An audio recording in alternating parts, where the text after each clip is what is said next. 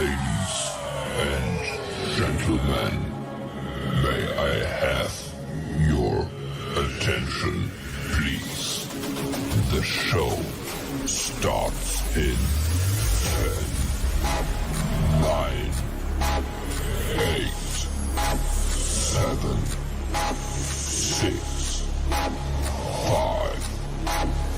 4, 3, 2, 1, go. The following is a world-class Bullshitters exclusive.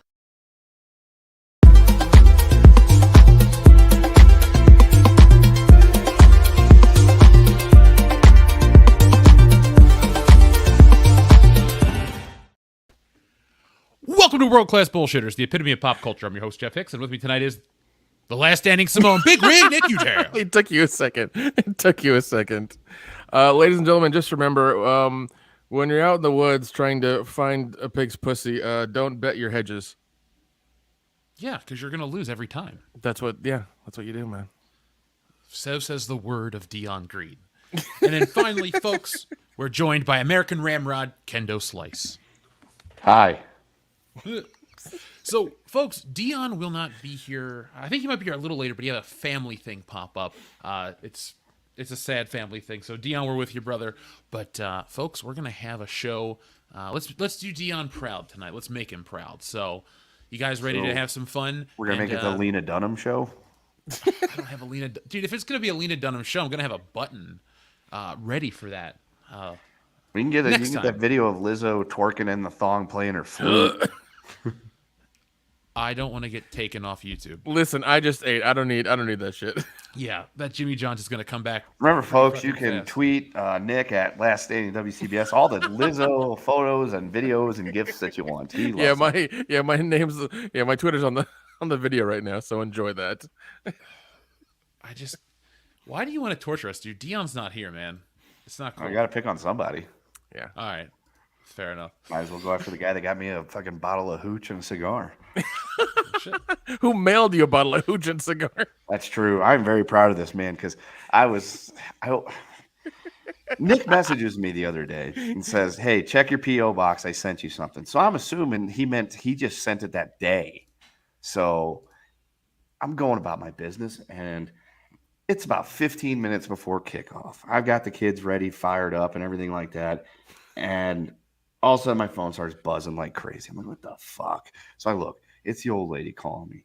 Wants to know about this package that came in the mail because, what did I buy? It's so heavy, this and that and everything. I'm like, I didn't fucking buy anything. What are you talking about? And she goes, well, there was the package here from you from Tennessee. And I'm like, shit, Nick must have got that like on the overnight FedEx Express or something like that because, hell, he told me yesterday he was sending that to me and it's already here. So I came home and I opened it up and there was a Jim Varney shirt and I was very happy about that. And I started digging around and I found some fabric and leather cleaner. So I'm like, oh shit, he got me the Top Gun jacket. I'm so excited. But that wasn't a Top Gun jacket in there. But there was a nice, wonderful gift for the baby and she loves it. And I got a cigar and a bottle of bourbon. I was very happy. The Back to the Future toy was there too, right? Yes. There was a remote controlled DeLorean too. Good. Making sure. That is on the shelf. Cool. Yeah. No. It was funny because when I took the box to the car and I was like, I can hear sloshing in here, so I'm just gonna go ahead and tell them like I'm mailing snow globes to my friend. That's all I'm gonna say. And that's what I did. And they're like, hey, is there anything perishable, liquid, fresh? I was like, yes, there's two snow globes in there. And like, okay, cool. That's fine. And off it went into the ether. And I'm glad it made it. Yeah, because I picked up this big brown bag at the bottom. I'm like, what the fuck is this? And I could feel it like shaking around there. I'm like, he sent me a bottle of liquid something or another. It's probably more fabric and leather cleaner. And turned out it was a bottle of bourbon. Oh, God. Yeah, the fabric and leather. Yeah, once again, that box has been sitting in my house in Tennessee for like a few months. And we've been moving things around and fixing stuff. And I think somebody had put something in boxes. We have boxes for all the stuff that's like they've been like redoing the cabinets and shit like that. So everything's in boxes. So I think somebody put that in there. And I had no idea because I wanted to add like 2 or 3 more things and then just close it up. But you have free leather cleaner. I guess I have to buy that jacket now. Yeah. But no, I found that Jim Varney shirt and I had to fucking buy it for you because it's just his face is giant on the front of it. I was like, Kendo needs this. Yeah. Kendo needs this. Oh yeah, because I had to explain what that was. Because she's like, all I saw was the shirt with this very strange picture on the front of it. I was like, well, that was a man named Jim Varney who played a character named Ernest P. Worrell, who is an American treasure. He's no longer with us, so you better RIP him. Okay, send up your love and respect to the specter of Jim Varney. Yeah, well, I'm glad you have all the movies in Blu-ray, so your son can enjoy them on repeat. Oh yeah, he's gonna get the treatment when he hits about 4. Nice. So Very he nice. knows that's when I got to watch, Ernest Goes to Camp for the first time. So he's gonna get it that way, and then it's just I'm gonna give him the everything here. But here you go. I'm even try to hunt down one of those like pull string Ernest toys from back in the 90s that talks. They're expensive now, but I think I might get him one of those. Nice. Or just buy it for myself and be like, don't fucking touch this. Now, let's take a quick second away from Jim Varney. It turns out we have some sad news. Our friend Mary Mayhem's mom passed away. She announced it on our live stream. So, folks, go over and send some love to Mary, some positivity. She's a friend. She's a good lady, and this is a rough time for everybody when they have some loss. So, Mary, tweet her right now. Yeah, I was gonna text her too, but I know that's gonna be a deluge of stuff. So, folks, tonight let's make tonight's show a fun show. I know a lot of stuff is going on in the world, but you know what? Let's change the tone right now. Let's see who's here in the chat tonight. I'll give a quick shout out to everybody out here. We got Alexander the Great. We got Clone Geek. We got 14 Biz. What is up? Shout out to Joseph Bienowicz. We also have our friend Ninja Lawyer Steve, Cesario Japan, Miss Ninja Julian, D Pensac, Breadman Productions, and a whole lot more. What was that? Deep in Sack. D Pensac, you met that guy. Here comes the Whorehound. I mean, like, are we talking like deep in sack, like sack racing? Because no, Kendo, That's you're not using the correct inflection. It's like deep in sack. Okay, that's how it is. Yeah, deep in a sack. Like, I mean, does it mean like he's got a huge bed and he just fucking sinks down into that shit? Because that sounds comfortable and relaxing, but I don't think it would be. I think it's more of a beanbag thing, really. I don't know. So, guys, let's start out the show like we always do. We have a new patron this week. We want to give a shout out to our friend Kentaro for joining us over on Patreon. Folks, thank you for everyone who does. We're going to implement the credits into our little video essays. So last week here on the channel, I went out and I documented more of the merchandise glut. Actually, a new problem we have with the merchandise glut that we haven't seen ever. And we also have an old problem pop up where new stuff is at, Target. And that same stuff is at Ollie's, and that same stuff is at another store, and they're varying prices because nobody wants it, and you're finding yourself trapped in all this stuff. So you guys love all the retail videos that we do. This past week's was over 20 minutes long, all new footage, no filler. So check that out, and I'm going to have some more content for you later tomorrow as well. And then we're going to be introducing something new to the channel relatively soon as well. But while you're here, folks, make sure you guys click on the link down in the description below for Tits and Art. Been seeing a lot of positivity, been seeing those numbers go up. So, folks, the TNA book is a big 11x17 art book which features all kinds of beautiful women in fantasy, and we have a link in the description so you can sign up right now. We're going to launch that next week, and the way that works is it's only going to be a 30-day campaign. Why? Because we want you to get it by Christmas, guaranteed. So, folks, make sure you get ready for Tits and Art Volume 1, and be prepared because it's a lot of fun. Dude. And as it says on the tweets, it's fully uncensored when you get the book. Oh god, Tits and Art Volume 2 just needs to be just like black and white photos of just naked females. That's all it needs to be. That's it. Talk to some wannabe actors out there and be like, yeah, that's how you get your start in Hollywood. Click. So I don't have to draw Tits and Art Volume 2 next year. It's just going to be a series of are you turning me into the fucking Joker? Is this the avant-garde of the new aesthetic? No. I'm just saying it'd be easier than drawing them. You just have to take that's not tasteful, but pictures of naked women. Just line them up and just fill the book with that. Cincinnati I called dibs on the dude with the boombox. Look, Cincinnati already had Larry Flint. He was the smut king, so we're art. We're a little different. But folks, sign up for Tits and Art. The link is in the description right now, and that'll be a fun campaign, but it'll only be available for 30 days. So I'm going to actually drop this right here in the chat, so for those who don't want to click away, you can see it right there. So, no, guys, we have a couple words, a couple super chats from earlier that we wanted to address real quick because some people were super early. So, our word of the day is clit from our friend Joseph Bienowicz. So, we have Laura Croft, Clit Raider, Raiders of the Lost Clit, 12 Angry Clits, Forest Clit, Smokey and the Clit Bandit. I mean, I'm a huge supporter of the Coalition for the Liberation of Inherent Tree Dwellers, or however you say that one word. Itinerant Tree Dwellers? Yeah, itinerant tree dwellers. I also support liberating apes before imprisoning apes. Oh yeah, of course, Yes. man. I mean, yeah, we're big supporters of that. Yes. So. I'm surprised it even exists. Seems like a myth, but that's just me. No, but I'm trying to think of some other great titles. Look, I watched Jaws the other week, and folks, you've heard me go on and on about. Oh, how dude, great did Jaws you was watch it? again. Did you watch the first one in 3D? Just IMAX. Okay. Did you see it in 3D? Yeah, I caught it in 3D, dude. It was. I mean, I'm glad I watched it because it's been a while since I've seen it, and I noticed little, background things and little things they'd done before. But it was good to watch it again, man. I fucking miss it. It was just Great wonderful movie. to see. In a big format like that, it was great. I want to watch Jaws again. Actually, I did. I put it on at home because I was convinced that the 4K disc was going to be slightly clearer than the movie because I was like, I could read these books at home. I never even looked at that scene. I just started watching the movie again. So, Alexander the Great, I was reading your comment about the tits and art book. That's all I'll say. Clone Geek saw Jaws in 3D as well, Nick, and said it was awesome. So Yeah, man. I mean, yeah, this is the first Jaws that is in 3D, not Jaws 3 3D. This is the first one. I'm still waiting for Jaws 23. Aren't we all? Oh, I'm waiting for jeez. Rocky 5000. Think we'll ever get there? I mean, Stallone still looks pretty good for his age, so I mean, anything's possible. I mean, when they can perfect the head in the jar, then we'll have Rocky 5000. Oh, so we're getting close. Yeah, I mean, once they reanimate, Walt Disney's head in the jar, and everybody sees how that goes, then we'll go from there. So.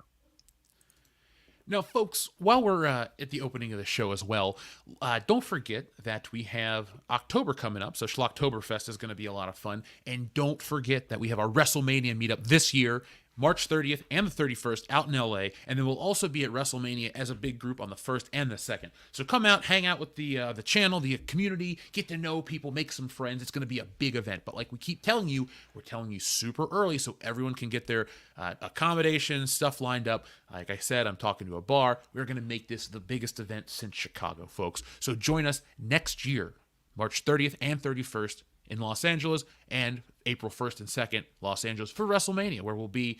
And Darien 2 and 7's going, so that's going to be, well, it's a party already, so I'm pumped. And I know Dion's going to be pumped too. So, folks, join us. That's all I'm going to say. I'm going to keep telling you, join us. Even if you don't like wrestling, come up and hang out. How many people came to Celebration that didn't give a shit about Disney, Star Wars? Lots. Dude, that bar was packed, man. That bar was fucking packed. Yeah. It's been a while since we've done one of these, but we're about to do it again, and it's going to be fun. So, in the preamble, not the preamble, but the green room to the show that we had, you guys were talking about some of this Twitter hype around a movie that's coming out. Was it Woman King, right? Yes. Yeah. What's going on with that? Tell me. Update me and the audience. So I mean, I only caught bits and pieces because I saw that Boycott Woman King was trending. So I just kind of took a few peeksies at it. And essentially, the movie's starting to get some heat because the tribe that's featured in said movie, I guess they were involved in, maybe making people that look like them become property of people that look like, well, me. So that is caught the ire of people because in 2022 you cannot talk about slavery unless you're blaming people that look like me. And yeah, and then it turns out it's written by two white women, so now they're getting flack for that too. So it's just I'm torn because if I don't go see the movie, then I'm a racist. But the movie, if I don't go see the movie, or if I go see the movie, I'll be called a racist for supporting this. Jeff, it's definitely a rock and hard place situation right now. Yeah, definitely. I feel the same. The pressure, the strain is just too great. Well, I mean, if you guys are feeling the strain, I feel like the actresses knew that, and if they had not I mean, I know money was involved in this. You know, Are you suggesting that celebrities that do make believe for a living actually know how to read stories and history? And well, stuff? okay, no, they know how to read stories and stuff like that. They never read a fucking script. I can tell you with 100% certainty they never read the fucking script. 100%. Everything else is fine. But the fact that they knew this beforehand and stuff like that, I feel like they wouldn't have done it if it had not been something they wanted to do. You know, it's one of those things where it's like, you know, I understand there's a paycheck, you know, attached to it, and I'm pretty sure this movie's not going to make a lot of money. But even then, I mean, I'm sure if it's a story they didn't want to be a part of, they would have been like, no, I'm not doing this. You know. Just, you know, this is one of those movies that wasn't going to appeal to me because of many reasons. How many people do you think will skip this and go see Black Panther and think it does the same thing or tells the same type of story? And I'm not trying to be sarcastic. I'm seriously asking that because people are dumb. Spend 5 minutes on Twitter. Oh no, they do. No, they will. Well, this is exactly why. Like I made this statement on Facebook earlier today. It's like, if you feel a certain way about the Black Mermaid, go support this movie in theaters. Which I said that before knowing what was, you know, was happening on Twitter, because I just don't care. Extrapolating off of that, apparently that tribe, which is known as the Dahomey tribe, which I'm sorry, that just sounds really fucking funny. They would also raid villages, and they would take all the young, healthy people who they would use and sell to people that didn't look like them. And they would then murder the elderly villagers and disabled and burn down everything left in the village, and essentially commit something that starts with the letter G that you can't say out loud anymore on the internet. Does it sound a little bit like cyanide? Yeah. Cyanide. A lot of apple seeds. Yeah. Essentially, it's something that is literally being compared to something else, but we use that in hyperbolic terms these days. Like, gotcha. It's like when people get free trips to Martha's Vineyard. Oh. By the way, I have no idea what's going on with that subject. I keep seeing that coming up, and I have no idea what it is, honestly. So, without getting too political, both sides are now doing petty things towards each other in a comedic way, and so what they're doing is they're saying, okay, well, there's no border crisis, but we have all these people here that are here illegally. Let's send them places like New York and Washington, D.C. and Chicago. And here's a couple of planes of them that have, you know, we put on planes and sent to Martha's Vineyard. Now it is an outcry because that's where their landing destinations are, as opposed to, like, you know, towns along the border. Ah, okay. That's funny. Yeah. That's funny. So it's one of those, I support the thing, but I don't want the thing near me.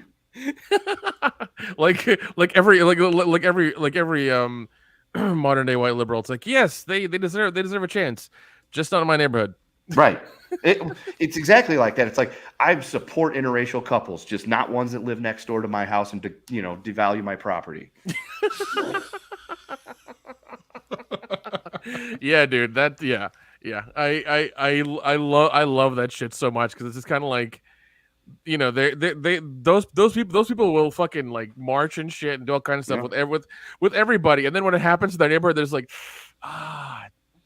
damn, really? Here you couldn't go anywhere else. Then there's me, the racist that lives out on the reservation and gets along with everybody. Because you're a cool fucking dude. That's why. Yeah, but you know, I was told I'm a bad person. Jordan Peele said so. Fuck Jordan Peele. You are. He couldn't. Thank you. He could barely make $100 million on Nope. Well, that's because, you know, after seeing a lot of the other stuff that he did, people were like, nope. Okay. Wins. You're welcome for that setup. You're welcome for that setup. Clone Geek wins. Yep. I didn't realize, I never heard of the Dahomey tribe until this movie was coming out. And I thought people were like, I don't know, making fun of the name, because like, oh, like Patrick Mahomes. Oh, they're probably doing some joke for Kendo. Oh, no, that's really the name of the tribe. Oh, God. All right, here we go. And now this. So did Homie the Clown start the Dahomey tribe? I don't know, but Homie don't play that. Honestly, if the movie was The Woman King and it was about the Dahomey tribe, which it is, but fucking Damon Wayans shows up as Homie the Clown and just starts batting people to protect like the other villages from the Dahomey tribe, saying Homie don't play that. and like protecting all these people from these, other tribes that are trying to sell them into slavery, I would fucking go see that movie 3 times. And the 100%, and that better win best movie of the fucking year at the Oscars. It's diverse enough. Yeah. Like, look, you got an all-black cast except for those 4 angry, mean-looking European traders over there that are evil people. But, you got Damon Wayans playing Homie the Clown for the first time in 30 years. I'm sold. Dude, I'm going every night. Oh my god, if that was actually the thing, oh my god, it would be so hilarious, and they would and honestly it would show that they had balls, but that's not the case. That sounds way better than probably what that movie what the Woman King is going to be. So yeah, imagine though you're sitting in the offices and you're like, we need to come up with a movie that is extremely diverse, but also really fucking empowering, especially for women of color. And then somebody goes, I read this story the other day about this tribe. And there was this woman who was like the king or something like that. And she was like this really powerful ruler or something like that. I'll look into it. I'm just going to write a script right now. Okay. Well, and you green light that thinking this is what's going to put me on the map. This is what's getting me into the Oscars next year. And then Twitter happens, because Twitter always happens. Oh god, I love it. When you were texting to me in the fucking group chat, I couldn't stop laughing. I just fucking couldn't stop laughing. I was like, of course this is what happens. Of course this is how it goes down. I couldn't know. Like, that's the thing. Is like, I got home. I'm home alone right now because there's a dinner party going on that I said, no, I'm not going to that. I'm tired. So I'm sitting here, I'm eating dinner. I look at it and I go to Twitter and it says boycott, Woman King. I'm like, oh, what is this? Something like that. And I figured it was probably one of those, all the fucking incels in their basement are boycotting Woman King. But no, the first tweet I see is from Quarter Black Garrett. So I had an idea of where it was going. And yeah, the rabbit hole was beautiful. I was like, oh my God, this is awesome. And then I saw another thing about, a billboard saying, we need to protect, pregnant Latinx men or something like that in Spanish. I'm just like, I don't think that one's going to win you any favor either. That's when I was like, I'm done with Twitter for today. Yeah. Well, this movie that we're going to talk about seems like the perfect Twitter movie. Have you heard about the transgender parody of Joker? No. Is it starring Boy George? Well, hold on a second. Let's hear about this, because it's a funny story. This is kind of like how people in the chat were saying, oh, the Woman King, they eat their own kind type of stuff, like in Wokebusters. When you see that Stay Woke Piggly Chili Puff Man meet the creature, like everybody eats their own. And here's another story of one of these types of movies, I don't know, getting eaten alive, essentially. So there's a transgender DC parody called The People's Joker, and it was pulled from the Toronto International Film Festival.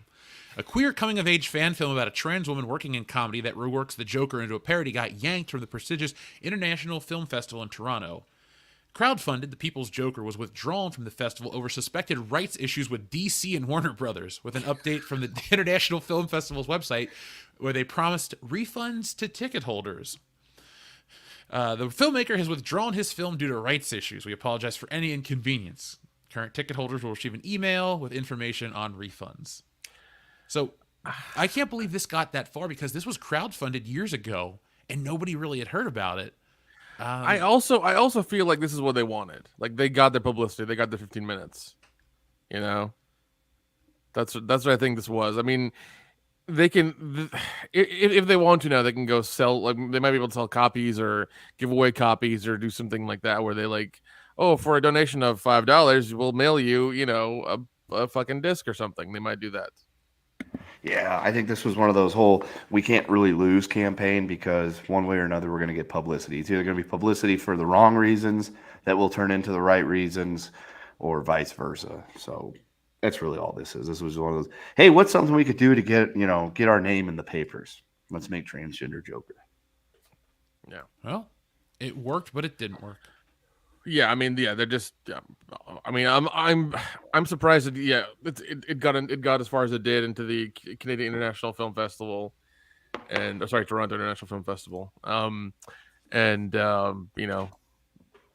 People bought tickets for it and then they had to refund them. Like, I'm surprised it got that far. Nobody like looked at it and just it was like, hey, maybe if you rewatch this, you need to figure out what's going on here. And that also goes to the whole thing about film festivals. Like apparently they don't watch shit anymore. They just kind of like will just put you into the film festival regardless of what's going on. That's why we should make a movie. Plus, I would like to point out that this little picture right here looks like something from a video from the darkness. Do you believe in a thing called love? Just listen to the rhythm of my heart. I don't even want to go on anymore about that. That movie wasn't for me anyway. But Well, I'm glad Warner Brothers is concerned about copyright over, I don't know, brownie points with Twitter. Which I mean that right there shows you that Hollywood is about money and not diversity. Because if somebody was smart, they would have spun that being like, oh, we're gonna give them the okay and the go ahead, and we want to do a wide release of this because we believe in it and we believe in diversity and that whole thing. Clearly, they fucking don't because they want their money. yeah, because that'd been the perfect way to spin it too. Like, we only went after this because it's a copyright infringement. But don't worry, we have our own movie in the works where we trans the Joker. So coming 2024. It's gonna have Jared Leto in it, maybe. I mean, he's the perfect actor. We want to the movie play to be that good. I was gonna say, if we want the movie to be good, we'll go get a good actor. If we want the movie to be bad, we'll put Jared Leto in it because he seems to be like I said, it's like that meme. It's a picture of Seth Rollins running down the fucking ramp at WrestleMania 31 with the briefcase, and it says, "Quick, we need to make a bad movie." And then Jared Leto, it says Jared Leto : and it's like, yeah, that's pretty much it. Well, it is. To him, it's still Morbid time. So That's true. What a terrible, terrible, terrible meme. How can the internet be so cruel, guys, to play a trick like that on Sony Pictures? Come on. Because it was funny. It was great. It was fucking epic that they had the hashtag just trending for that long, and Sony's like, we need to release this, and they lost more money. That once again tells you they follow Twitter, but they have no idea what the fuck's going on in the real world. They really don't. You're telling me Twitter's not the real world, Nick? No, it isn't. It's just something that exists now. So, well, shit. If I only thought that earlier. If I only knew that earlier. Really. So, let's check in with the audience. Bad movies attract Jared Leto. What's Jared Leto's worst movie? I'm gonna still say Suicide Squad. Damn, that's. I'd have to look at a list because while Suicide Squad is bad, it's not just because of Jared Leto. He's a big part of why it's bad. But even then, that's not even fair to say because he's not really in the movie that much. Well, Jared Leto has been acting since 1995. Could have fooled me. His first role was How to Make an American Quit, or in a film, How to Make an American Quit. Don't care about that. But I'm just going to look through these movies quickly and still go with The Suicide Squad. Would his best movie then be American Psycho? Yeah, I'd Damn, say Jared so. Leto's 50 years old? Yeah, he's 50. Wow. Yeah. He's stupid, but he's timeless. So that 30 Seconds to Mars thing, that was literally his midlife crisis coming It out. was. Okay. So he played Steve Prefontaine in Prefontaine. That movie wasn't bad. He was in The Thin Red Line, which I remember it being okay, but it just came out too close to Private Ryan. So it's like, man. He was in Fight Club? Huh. Yeah, dude. He's the thing like when shit beat out of him. Yeah, when Aaron Norton's like, I want to destroy something beautiful, he's the guy he destroys. No, I've only watched that movie like one time. I'm not a big fan. Oh, dude, I love the movie. It's so good. It's I can see where people think it's a good movie. It's just not something I'm into.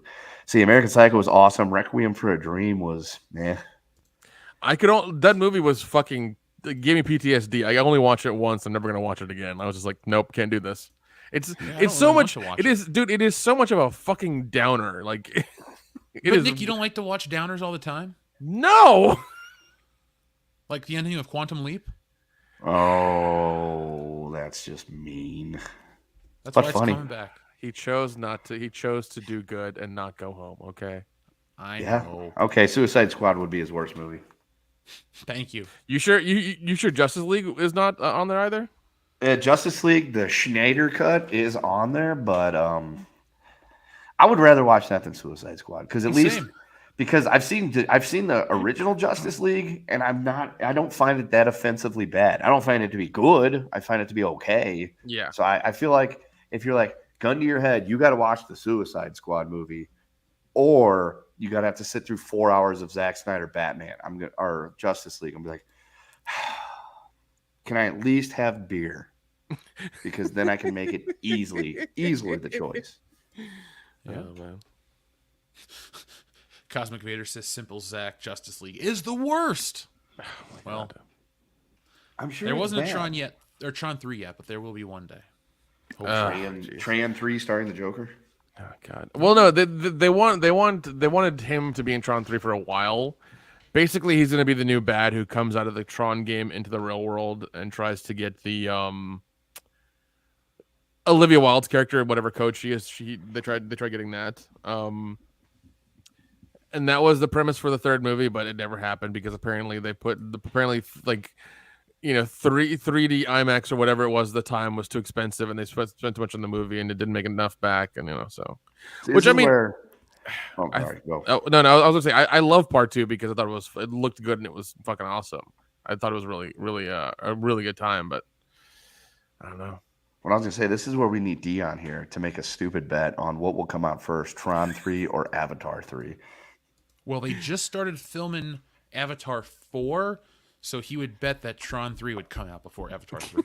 Right, because he's I think still.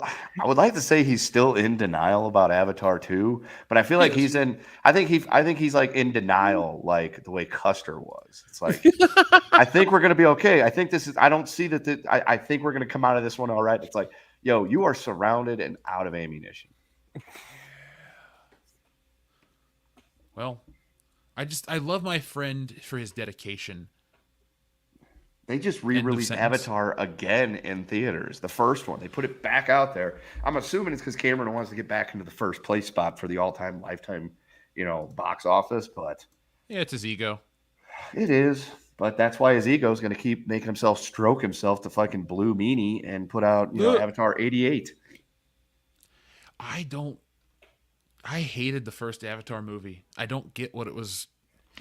Look, I understood it. I'm not, crazy or stupid because it was an easy, basic movie to follow, but it just wasn't as great as everyone remembers. And the thing is, nobody really remembers or thinks about it. So, yay, James Cameron, bring back your movie for your tech demo. And now that it's in 4K with a new frame rate, like, what is this, a fucking movie or a video game? Like, this is the same thing they sold me on Gears of War. Hey, download God. Game Pass, play Gears of War. It's got higher frame rate and better resolution. All right, cool.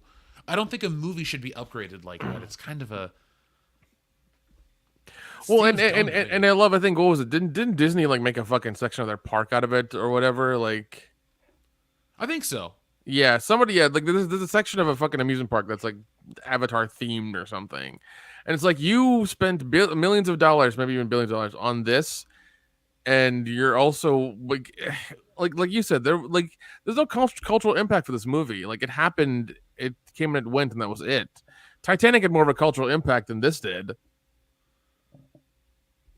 Of course it did. Yeah. The movie was everywhere forever. Yeah, it was. Look, no one got over Leonardo DiCaprio falling off that fucking door. I mean, I did as soon as it happened, but that was just me. Oh, God. So, Titanic was on Pluto TV not that long ago, and Jesse and I had it on from the ship started to sink. So, we're going to watch the action scene. Dude, spoilers. Folks, I am sorry. If you have It's not been seen over the film 100 Titanic, goddamn years, Kendo. Jesus Christ. Yeah, I was about to say. It's like the other day I was watching a movie and she asked me what it was about, and I said World War II, and she said, "Why am I watching?" I was like, "I want to see how it ends." It was Dunkirk. That's what I was watching. I was like, I want to see if the Germans get him or not because I don't know. Have you watched 1917 yet? Yeah, that movie's so fucking good. So good. Was that the? Yeah, one that was they the one had that a- was like that was a one one take? shot. Technically, Okay. fucking amazing. Holy shit. Well, I'll give that one a shot. Yeah. Yeah, I mean, it's even pretty yeah, good. even if you watch from a technical standpoint, and just rent it or whatever, just keep your eyes on it because at some point your brain will click and be like, they haven't cut yet. What the fuck? Yeah, because when I got that movie, I went and I red boxed it, and because it was right at the beginning of the Coronas, and Nick's like, dude, they shot that movie in like one fucking shot. They never cut, blah, blah, blah. He's like going on and on and on and whatever it was. I was like, no fucking way. They had to cut. They had to do something. There's no way they shot this in one. And I'm watching the movie, and it was like one of those things like, I'm not watching the movie for the movie. I'm watching to see if I can prove Nick wrong, and everybody else will be like, aha. I can see right there. No, they I don't know how they fucking did it. They must have put like the camera on like little train tracks that they around the whole fucking set, because it never stopped. It when instead of cutting from camera over here to over there to show it, they just fucking panned with the actors as they were walking. Yeah. Like, fuck, that was creative. Yeah. Well, good movie too. Anubis in the chat was talking about all the Avatar porn parodies, saying I think Avatar made more of a cultural impact in pornography. So, well, I mean, in that aspect, I mean, you know, is there a way that they can keep the blue paint on the parts that go in so it doesn't smear everywhere? No, I can't think that you can. I mean, have you ever had body paint on you at all? It comes off real easy. Yeah, you just moving or breathing will just have it like, you know, chip off or whatever. People in the chat also were telling us that 1917 was also multiple cuts. So Kendo, Channel Dad Brian Lape was here to tell you that. The more I know. Yeah. Well, I mean, yeah, the cuts are hidden. They were very well hidden. But yeah, it still looked pretty fucking seamless. Yeah. Okay, it's better than you could do, Lape. Yeah, I agree. I watched those beer reviews, brother. Yeah, Come on, there's like there's 3 takes. Yeah, there's a lot of takes on that thing. We had to get you the clacker board so you stop flapping your arms like a bird. And you know, watching that makes me think you got Kevin Dunn filming that thing with all the fucking jump cuts. Oh God. So, folks, shout out to our friend Channel Dad Brian Lape. If you don't know him, well, you've only been listening for a while, but he's been around for a long, long time. But just giving out some love to Channel Dad Brian Lape. Yeah, and we show our love through violent threats. Yeah, that's how one should. So we have an awesome community, an awesome audience, and you guys are already out here waiting to have your say on this show tonight. So, folks, let's check in with you because we have a lot of stuff to say. You have a lot of stuff to say. We have a lot of stuff to say right back. So, thank you to Joseph Yanowich for the word of the day, folks. It's Clit, so Clit Hour is going to be amazing. But Rob Brandt, thank you. He says, evening, gents. Let the fuck, marry, kill. Fun times begin. Jackie Chan edition with Rumble in the Bronx, Rush Hour, and The Foreigner. Ooh. Well, I can't kill the Foreigner because, you know, racism. So, I'm going to marry the Foreigner. I'm going to kill Rush Hour because I fucking hate Rush Hour. Or no, I can't do that because it's so close to 9/11. I can't say kill New York. I'm going to go with Rumble in the Bronx. I'll fuck Rumble in the Bronx. No, but then I'm saying fuck New York, and it's just no offense to 9/11. It's been 20 years, Kendo. I think it's actually 21. According to South Park, is it funny yet? Hang on, let me look. Next year will be 22 years next year. Okay. Yeah. Now, I will fuck Rumble in the Bronx, marry Rush Hour, and kill the Foreigner since I haven't seen it. Yeah, I got to go that route too, man. I haven't seen the Foreigner at all. I've seen snippets of it, and I really want to because it looks good, man. Yeah, it looks really awesome. I need to definitely check it out. SH Rebels 08, thank you very much. He says, I'll take a Joe Rogan high as fucking a message, please. Well, folks, that is the beauty of WCBS. Ask and you shall receive. So first off, you wanted one of these. Imagine if you gave a white supremacist 5-MeO DMT, and then as the first one, as they're exhaling, Yeah.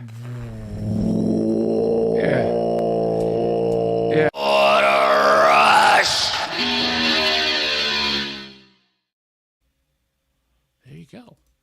And then you also wanted one of these. Message.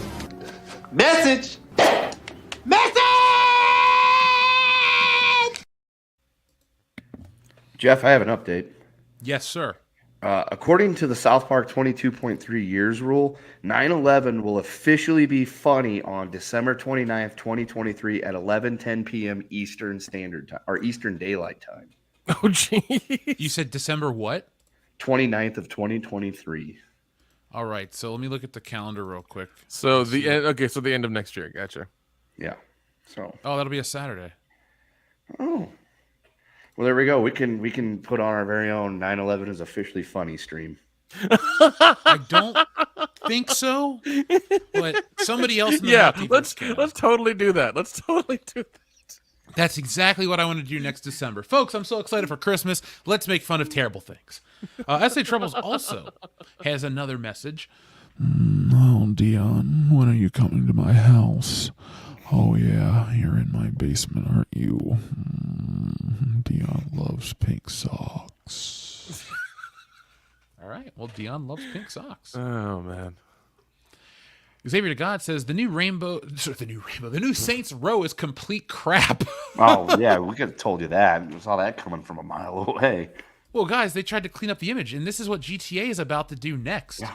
Like, I don't understand how these companies can operate in this way and still expect the fans to, like, eat it. For example, we're going to talk about G4 in a moment, and, they had these streams that got canceled, and then that Froskin lady had the nerve to want to talk shit after people are getting fired, but it's like, you cannot antagonize a fan base into talking about you that'll make you successful. If you piss off a fan base or an audience or you do something and you keep antagonizing them, they're not going to come back and keep talking about you. Look, why did it work for shit like Disney and Star Wars movies and Marvel movies? Because it's funded by Disney. They're bigger. They have more money and more influence than we can realize.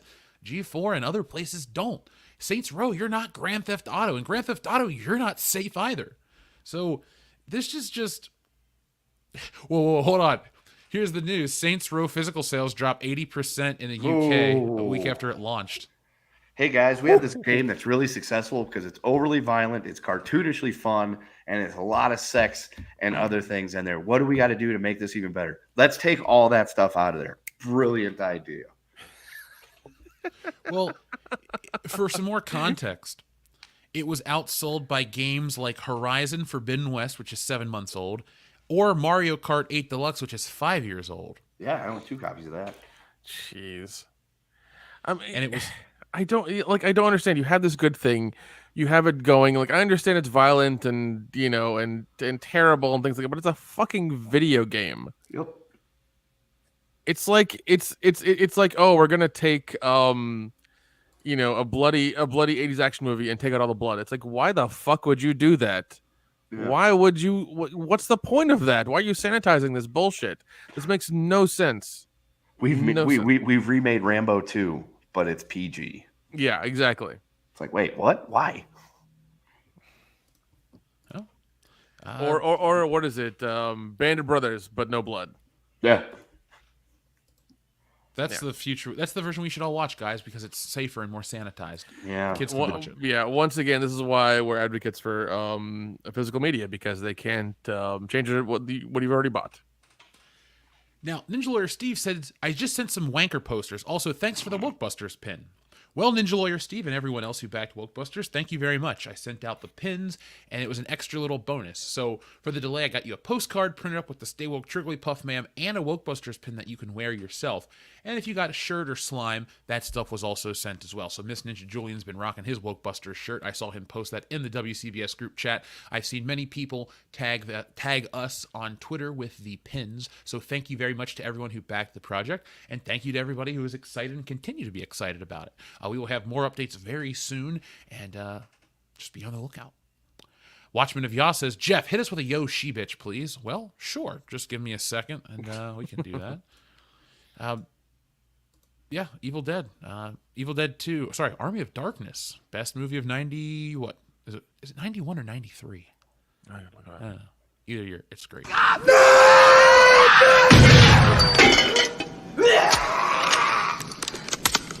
Yo, she bitch. Let's go. 1992, actually. Okay. Wasn't even close. It's fine. Enrique Vasquez, thank you for your very generous super chat. He says, hello, gents. Make this Friday awesome. I was hoping you can help me. I want to know the name of the movie where the guy is falling and reminiscing his life. Can't remember his name or if the movie is good or not. Robot Chicken made a parody with Palpatine and it's not falling down. Just watch that.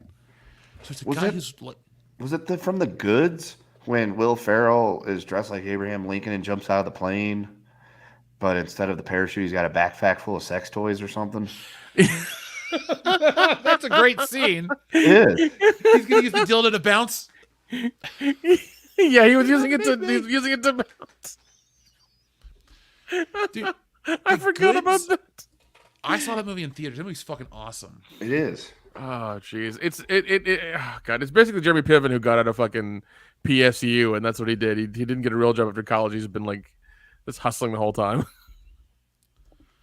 I'm trying to find out which movie Enrique's talking about, because there's this animated movie called The Fall, where a man falls out the window and his life flashes before his eyes. But I'm trying to think, like, what is that movie? Folks in the chat, let us know. Oh, the Hudsucker Proxy says Dirk McGurkelstein. Okay, there we go. So it's the Hudsucker Proxy. That's the movie. There we go. Thank you. Also, our friend Xavier to God received his Wokebusters pin on Wednesday. So thank you very much, Xavier to God, for backing that as well, man. Thank you for joining us each and every week. Now, folks, let's keep on rolling. So TLJ Screwjob, thank you very much. He says, just saw Jaws on Wednesday. Just me and one other person. Hell of a screening, I bet. Nice and quiet. Yeah, just I as it should was the only one in my screening watching it. It was nice. You know, got to sit in the middle, in the back, watch the whole fucking thing by myself. It was great. Yeah, no dick bags on their phones. Yeah, no dickbags on their phones, no screaming kids, no assholes, no Gen Zers, no selfies, no bullshit. Just Jaws eating people, and you know. that was But it, wouldn't man. you rather watch Jaws eat people on their cell phones? It's like, there you go. That's it. That's our fucking skit for this show. It's going to be just people being oblivious on their phones. Dun, dun, dun, dun. Land shark comes back and eats these motherfuckers. Yeah. Dude, there are still so many fucking crazy shark movies. I think if you go on like Tubi or like even Pluto TV, you'll find a bunch of them. There was one I think the Asylum just made or somebody just made, where it was like Russia had put like an unkillable shark on the dark side of the moon during World War II or some shit. Ooh, that sounds terrible. I got It sounds terrible, and it sounds like something we should get really drunk for and watch. Yep. But it was just kind of like, what? All right, I'm gonna watch this. Fuck, okay, sure. But there's still like there's ghost shark, there's toxic shark, there's lava shark, there's acid shark. There Salsa was shark. Yep, Damn it. yeah, snow shark, sand shark, Shark bunch boy. of them. Yep, shark boy. Yeah, He'll get you too. yeah. Dude, yeah, there's so many, but I think if we had one where people got eaten by being on their phones too long, that'd be great. Now, Well, I have a question for you. or even better, they're at the beach and they get eaten and nobody notices it, you know, because everybody's on their phones. Hey, let's play a little game real quick. So I got a list of the best and worst shark movies ranked by the Tomato Meter. Now it's obvious what number one is. Let's say it together. 1, 2, 3. Jaws 4. Jaws, yes. Jaws 4. Oh God. But can you guess what the worst film on this list is? Sharknado. Yeah. Sharknado 5. Well, would you believe that the lowest ranked Sharknado is only number 32 with a 14%, but the worst ranked film on this list is Jaws 4: The Revenge with a 0. Oh, what the fuck? That movie is pretty bad. It was my first introduction to Jaws. It was Oh wow. terrible. Oh wow. I think mine was part 2 where they went to Cable Junction and he fucking got electrocuted and shit.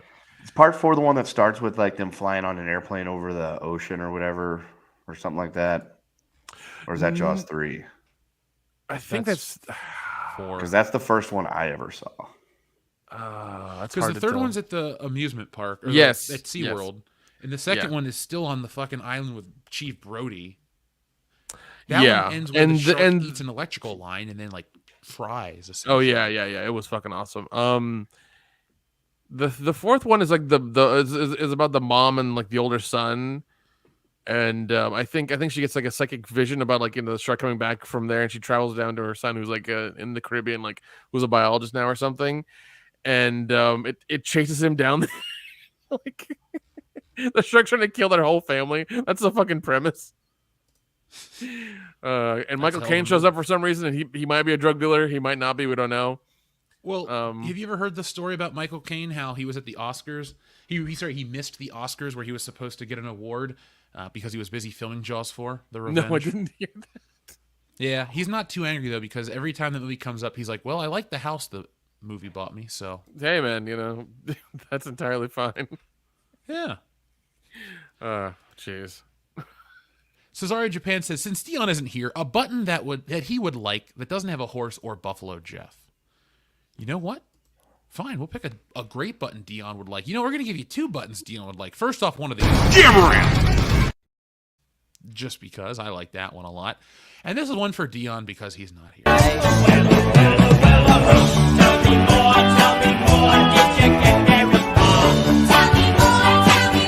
Does he look like a bitch? There you go, Dion. That's for you, buddy. It was Jaws 4.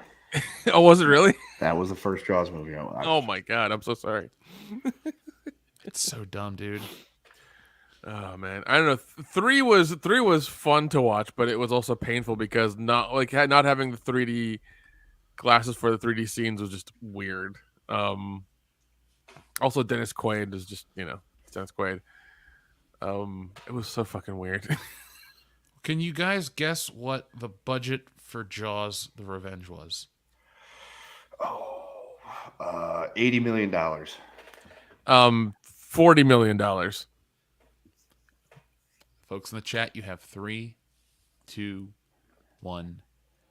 The budget was $23 million, but it actually made money. Can you guess how much money Jaws: The Revenge made? $24 million. $50 million. Well, Kendo's closer with $52 million. Hey. So yeah, Jaws: The Revenge is a shit movie, but not a box office bomb. That's actually hilarious because usually when they're shit, they're also they're bombs as well. So I mean, I guess that's good. So, Kendo, you know why we're talking about Jaws: The Revenge all night, right? Because it's the anniversary of that dude's death. Sure. Actually, I was just using it as a tag for your Martha's Vineyard joke from earlier. So there you go. Oh, okay. Well, it was shot mostly at Martha's Vineyard, which I have been led to believe you can get multiple flights directly a day from Florida there. Thank you very much, Cesario Japan, for that. Modalicious, thank you very much. He says, remember Gods of Egypt? No, I don't. I have to look that up. You guys? There's Osiris, there's Isis, Amun-Ra, Anubis. Anubis. Oh, this fucking movie. Yeah, the 2016 movie Gods of Egypt. There was also a movie.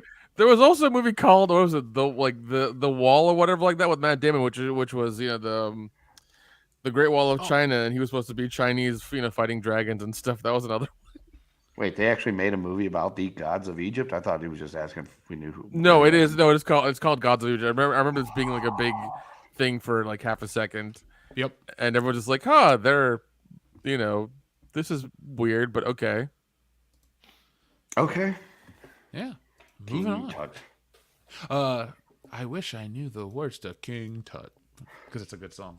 Mm-hmm. No, Gods of Egypt has Gerard Butler as Set. And who else? So that's another Chadwick one. Boseman. Jeffrey Rush played Ra.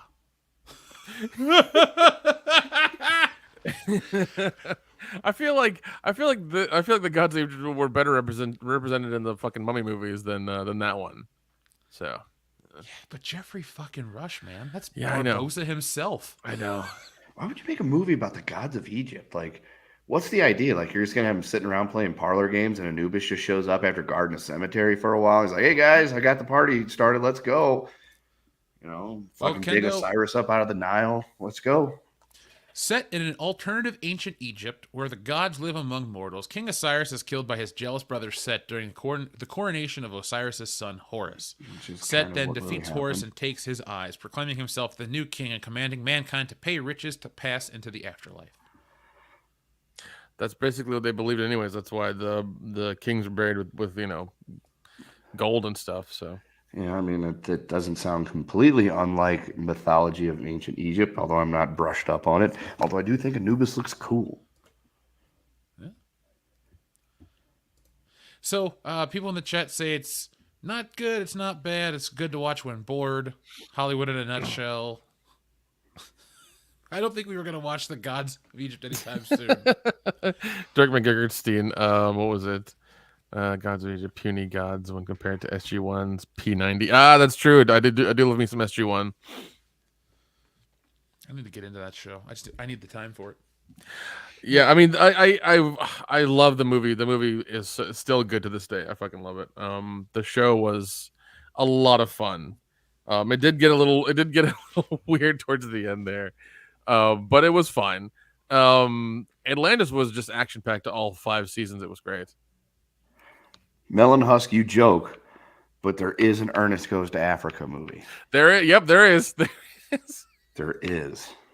Does he fight the No. people from the Woman King movie? He fights Black Panther for rule of of Wakanda.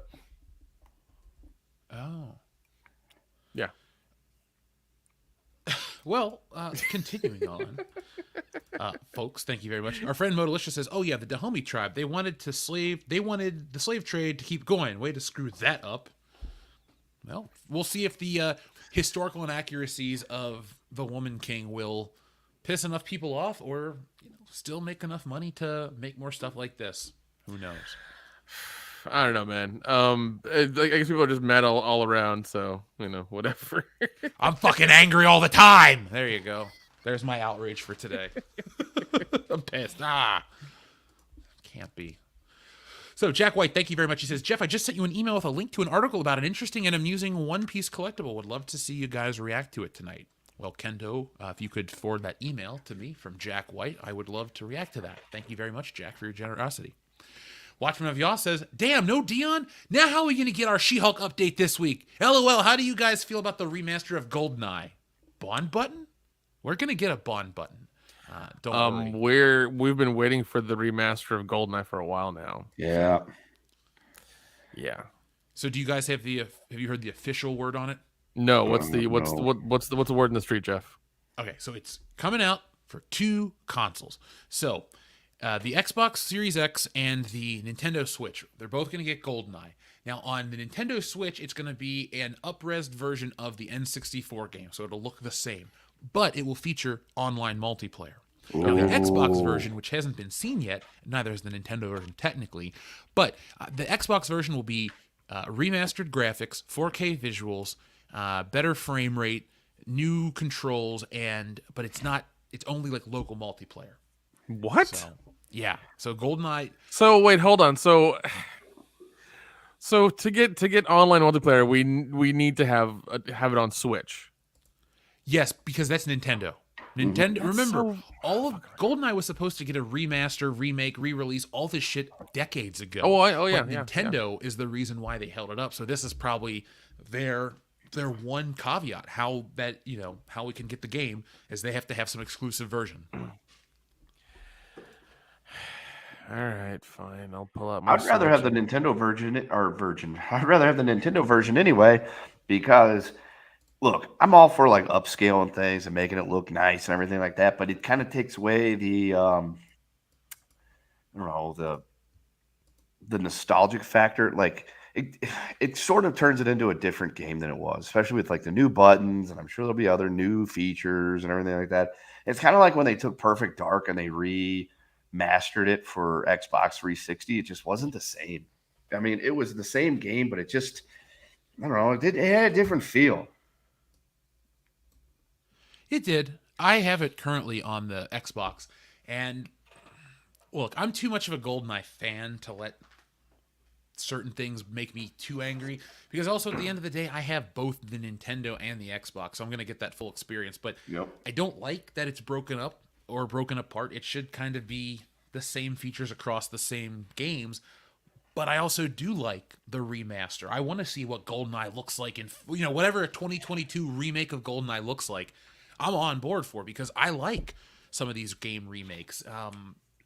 Gears of War remake for the Xbox Series X or the Xbox One or whatever. That one's better than the original. I don't want to play the original Gears of War anymore. This is a little different. This is GoldenEye. It's not going to be the same religious experience it was my entire life. I mean, that was the first time we all got to be James Bond. That's the first-person shooter that I played constantly. Do you think they'll put out DLC for it, like new levels, new characters, anything like that? I hope not. I'm going to go with no, because this is only on Game Pass. It's not getting a physical release. Okay. So I think this is just going to be kind of like something special for Xbox and something special for Nintendo.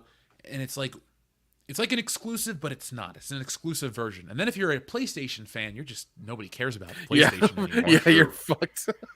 Yeah, you took all the goodness of the PlayStation 2 that you dropped the ball with on the PlayStation 3, and you times 100 that with the PlayStation 5. Dude, the PS5 is such an unappealing system to me. Now, I'll admit, I have a friend who has one, and it's a very nice system. In presentation, it was a very fun time to play it with him. But, like, from a marketing standpoint or a consumer standpoint, I just have no interest in buying a PS5. No. I still have my PS4. It works fine. I don't need to get the PS5. So. I'm looking forward to going home in exactly 2 months and 2 days and playing PlayStation 2. Now, the reason we were also talking about this, folks, is we will be streaming everything GoldenEye. I was on my way in transit from Cincinnati for this wedding and stuff, and I found out the news about GoldenEye, and I said to Jesse, "Oh my God, it's fucking finally happening." And she's like, "What's wrong?" I was like, "No, GoldenEye's coming back out," and told her the whole story. So I was really excited, and I thought from that moment on, folks, we're gonna do every level streamed. We'll do GoldenEye, the first level is the Dam, the last level is the Egyptian. I'll go through every level on every difficulty, and then we'll eventually figure out how to fucking stream the Switch so we can all play each other. Because Dion's not good at GoldenEye. Is he not?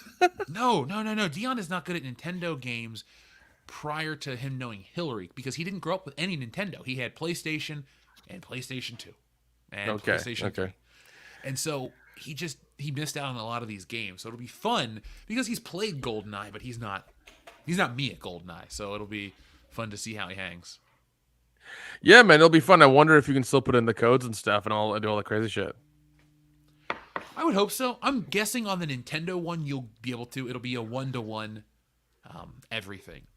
That's what I'm looking forward to. Beating the game all over again, trying to unlock everything and seeing if I have the patience that I had when I was 16 to do it. I was like getting up early for school to try to be able to run through the facility on 00 agent, fucking timing those mine throws just right to beat the level in 3 minutes or whatever it is. Yeah, so that way you could get the what cheat code was that? I don't think it was a real important one either, but it was a completionist thing. And then going to school to report to my buddy, fuck, man, I wiped like 6 times today trying to get that fucking thing. But it's all right, I'll try some tomorrow or later today when I get home.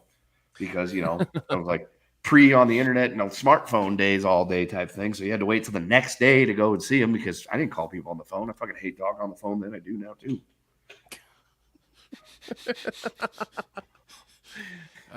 Xavier to God, the answer is me. Actually, we've never all played GoldenEye together, but we will soon. There you go. Yeah, I mean, I would say Jeff because he's probably clocked the most hours on it. So yeah, it was all about the single player for me. That's all I cared about. Oh yeah, dude. No, whenever I think me and my cousins would play all the time, and we would play in a small little like 24-inch TV, in one room. It was fucking terrible. But that's how we would play. And yeah, we did do like slappers only one time, and it was took so long to kill everybody. So long. Dude, slappers only is funny but annoying as shit. You have to set the kill limit to like 10. Because because even to get that far it takes forever. You can't set it any higher than that because if you set it to 50 it's going to take you like all fucking day to get to 50. So the last part of that message was the GoldenEye button. We don't have a GoldenEye button, but we have something that has GoldenEye in it. Remember, Sally, when I promised to kill you last? That's right, Major. You did. I lied.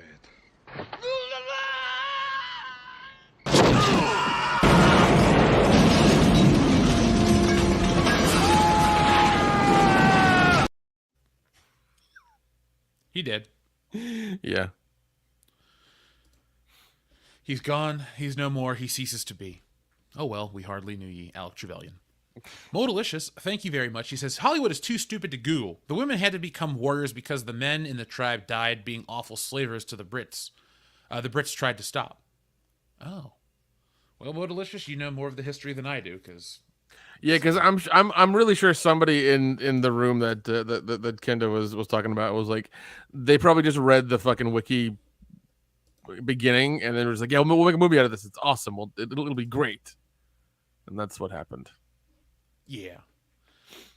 That is what happened. Now, our friend Xavier to God wanted to let us know that Lady Gaga will be Harley Quinn in the next Joker movie. Do you think she'll do a good job? I don't know. I really don't know because I still like Margot Robbie as Harley Quinn. Same.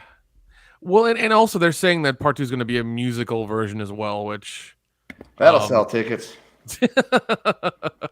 yeah, like Dion's a fan of musicals, so am I. So I mean, like, I'm not against it either. So we'll see how that goes. I didn't watch House of Gucci, so I don't know how she can fucking act. So I can't. She wasn't bad.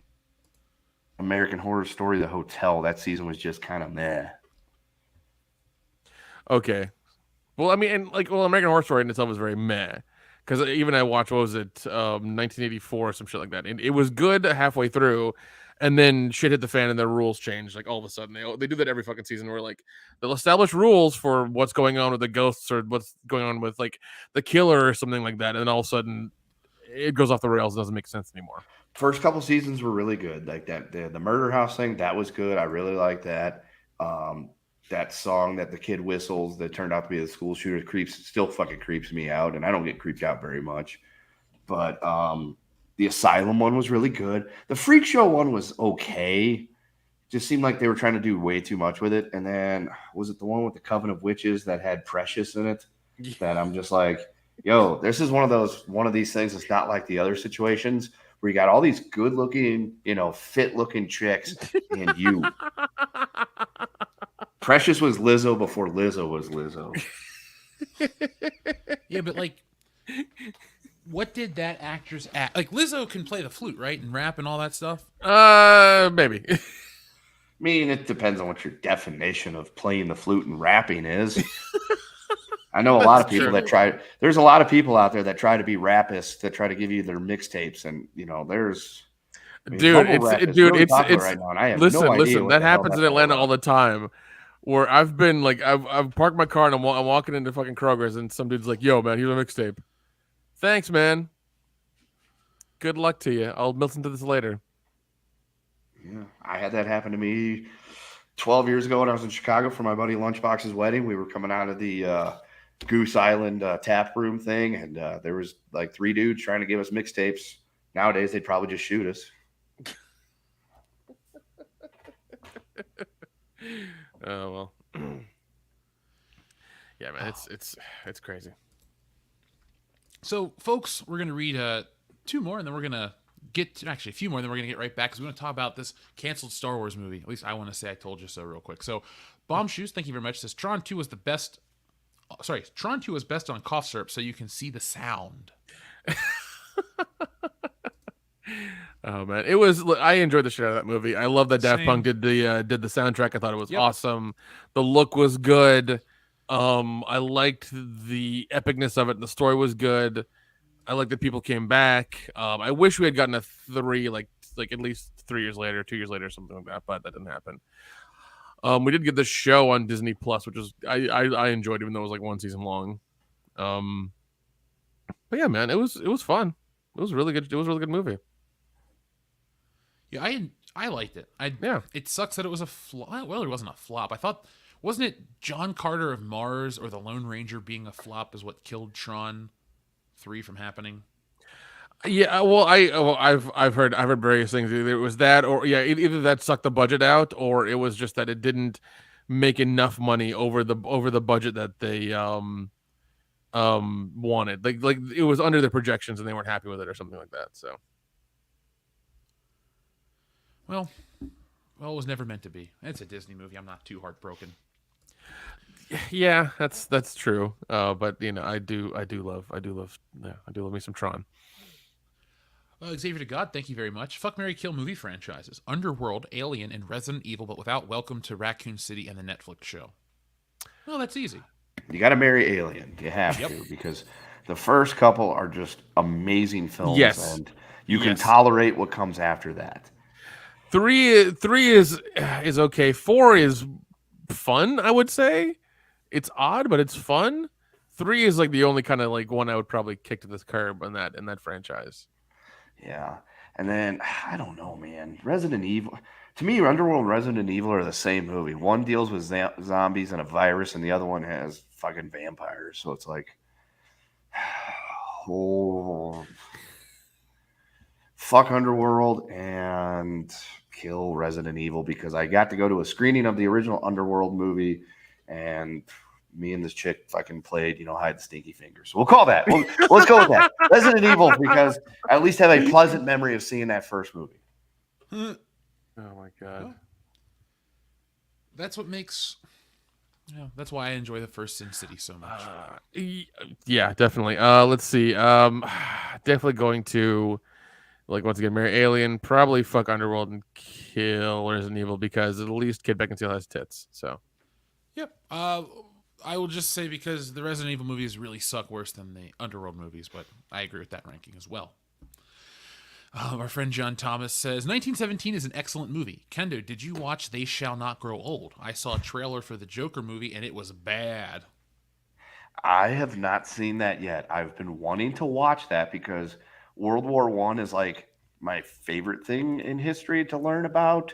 When I was growing up, it was like Civil War, World War II, the big flashy ones. And World War I was just kind of there. But then as I got older, especially traveling to Europe and shit, it's wow, it's I don't know. I was in England during the 100th anniversary celebrations of not celebrations, but commemorations of the start of the First World War. So I really got into it from there and was reading up on it and stuff. And I'm totally digging it. And I want to see that because I fucking love learning about World War One. With that said, World War One and World War II are essentially the same war, just separated by 21 years. And fuck Woodrow Wilson.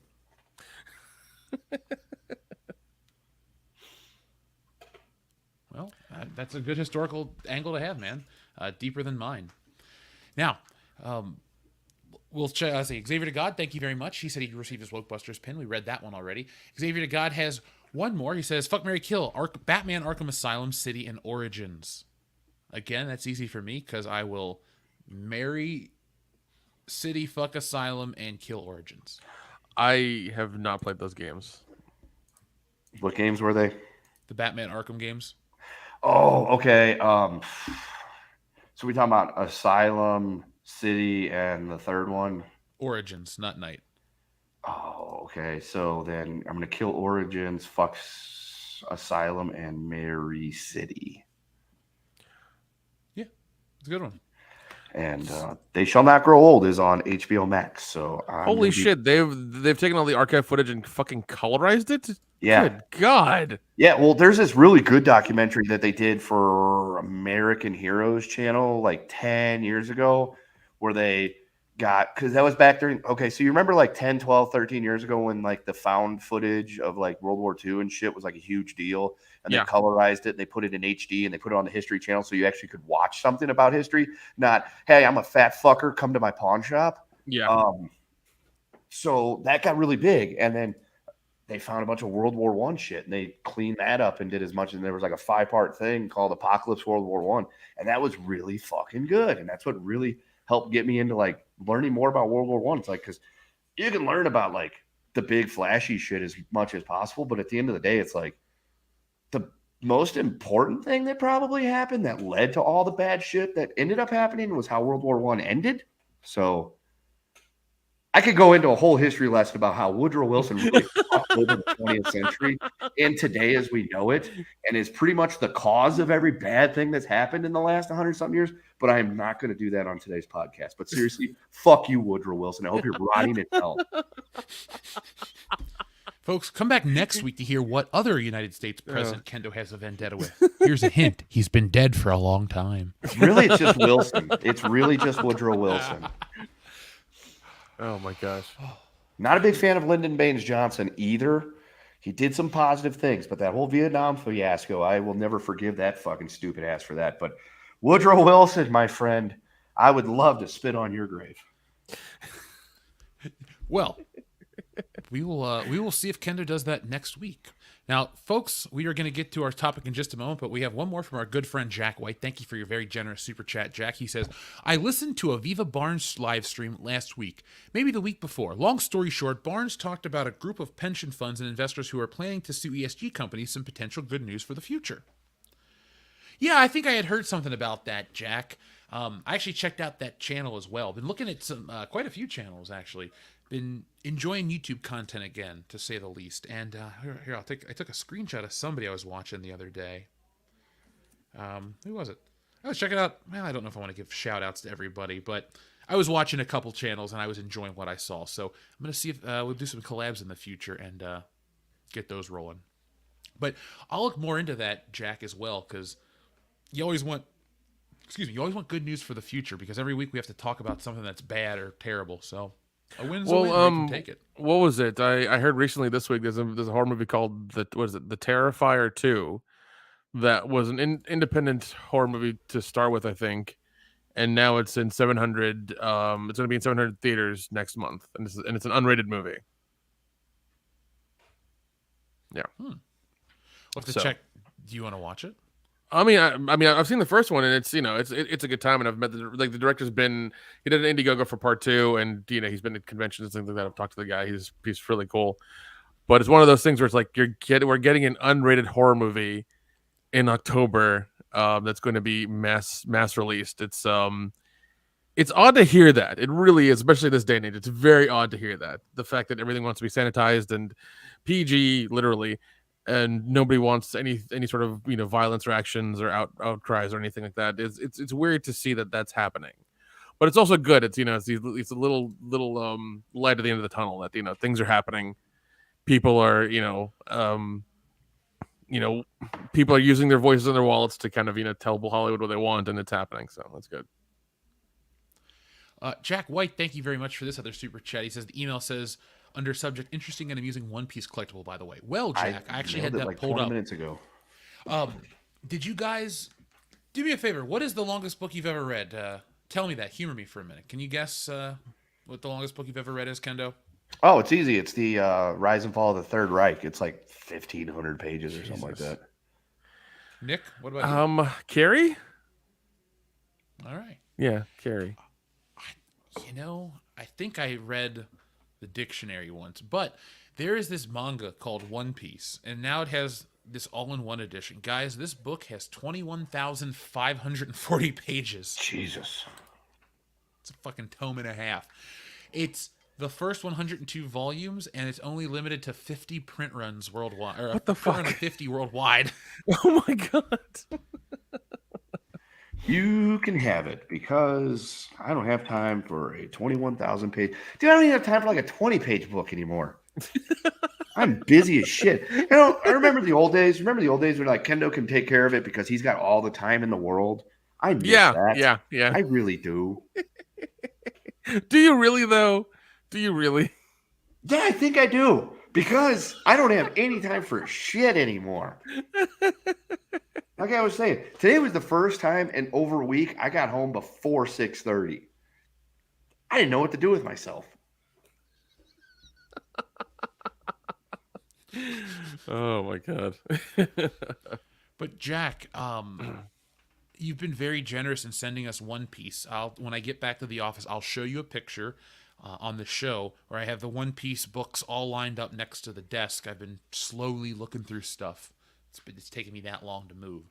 Long story short, though, if you send me this one with 21,000 pages, it's going to take us a while to get through it. But if you can grab one, go for it. But if you can't, folks, then make sure you grab yourselves a copy of Tits and Art Volume 1. It is not 21,540 pages, but it is 11 by 17, which means it's a massive fucking book. Full color, perfect bound. It's going to be beautiful, because it is beautiful. It's filled with beautiful women, beautiful art, fantasy, art, boobs, you name it, it's in there. And I did some high art stuff too. So check out our Twitter. I've been sharing more on Twitter because you can share more on that platform. But also follow me on Instagram, @TheJeffHicks, to see more of the pieces. And I'll be sharing even more this week. Remember, folks, this is only going to be a 30-day campaign to guarantee delivery by Christmas. So there's no delays, no nothing. This is a done project. It's ready to go. I just am getting everything ready in terms of the signups. So be on the lookout for that very, very soon. Now, guys, let's talk about, however long it takes, this canceled Star Wars movie. Did you hear that Rogue Squadron had been canceled? I always heard that it was in flux, basically. We don't know what's happening with it. Well, it's gone now. It's been taken off the menu. It's no longer available for consumption. Kathleen Kennedy, whatever, blah, blah, blah, her. But in reality, this is just, it's kind of disappointing because Star Wars can't get any big movies. Sorry, it's disappointing because Star Wars on the big screen might be gone forever. It was always the talk of, well, the Acolyte this or Disney Plus that, blah, blah, blah. Nah, but you want to go to a theater to see these things. We've been talking about Jaws for 3 weeks now. That movie came out decades before. Like, I wasn't born until 13 years after Jaws was released. So Jaws has always been there in terms of video. Dude, it was. I'm sure we all watched it on like TBS or TNT as a kid on like a Saturday or Sunday morning or some shit like that. Yeah, we caught it in a friend, and we're just like, "What is this?" And our mom or dad told us what it was, and we're just like, "All right, we're gonna watch it." And like, we were mortified by this shark, fucking eating these people at a beach. But it was so good, man. You can't get over these classic movies. Nowadays, you can't make a classic movie. I would be interested to see where we are in 10 years in terms of what is considered a classic. Because if we jump back 10 years, I'd call The Avengers, the first one, a classic. It was awesome. It was a game changer. I wouldn't call every Marvel movie a classic. Very few. But that first one, that was what a modern classic could be in 2012 from the nerd side. I'm sure there's... Would you consider Inception a modern classic? Yeah, I mean, because I really do love Nolan's stuff. I know he's doing a new movie called Oppenheimer. Yeah, that looks cool. Which should be interesting. I'm watching it. Yeah, it's definitely gonna be a lot of fun. Even Tenet I liked, man. I love Tenet. Tenet was really good. I thought it was visually stunning and just it's crazy as shit. Like Nolan always does this stuff, and it was a good time, man. Yeah, I think Inception, but is definitely a classic because you could definitely rewatch and have a good time with it. That's what I think classics are. Classics are those movies that you can literally pull out of your collection or find on some VOD service and just turn on, and you're gonna watch it for however long it's on. Or if you have cable and it's like, and you just flip channels and you find it, you're just gonna watch it wherever it is in the movie. Hopefully, if it's not like too far, like past the halfway point kind of thing. That's what I think a classic is.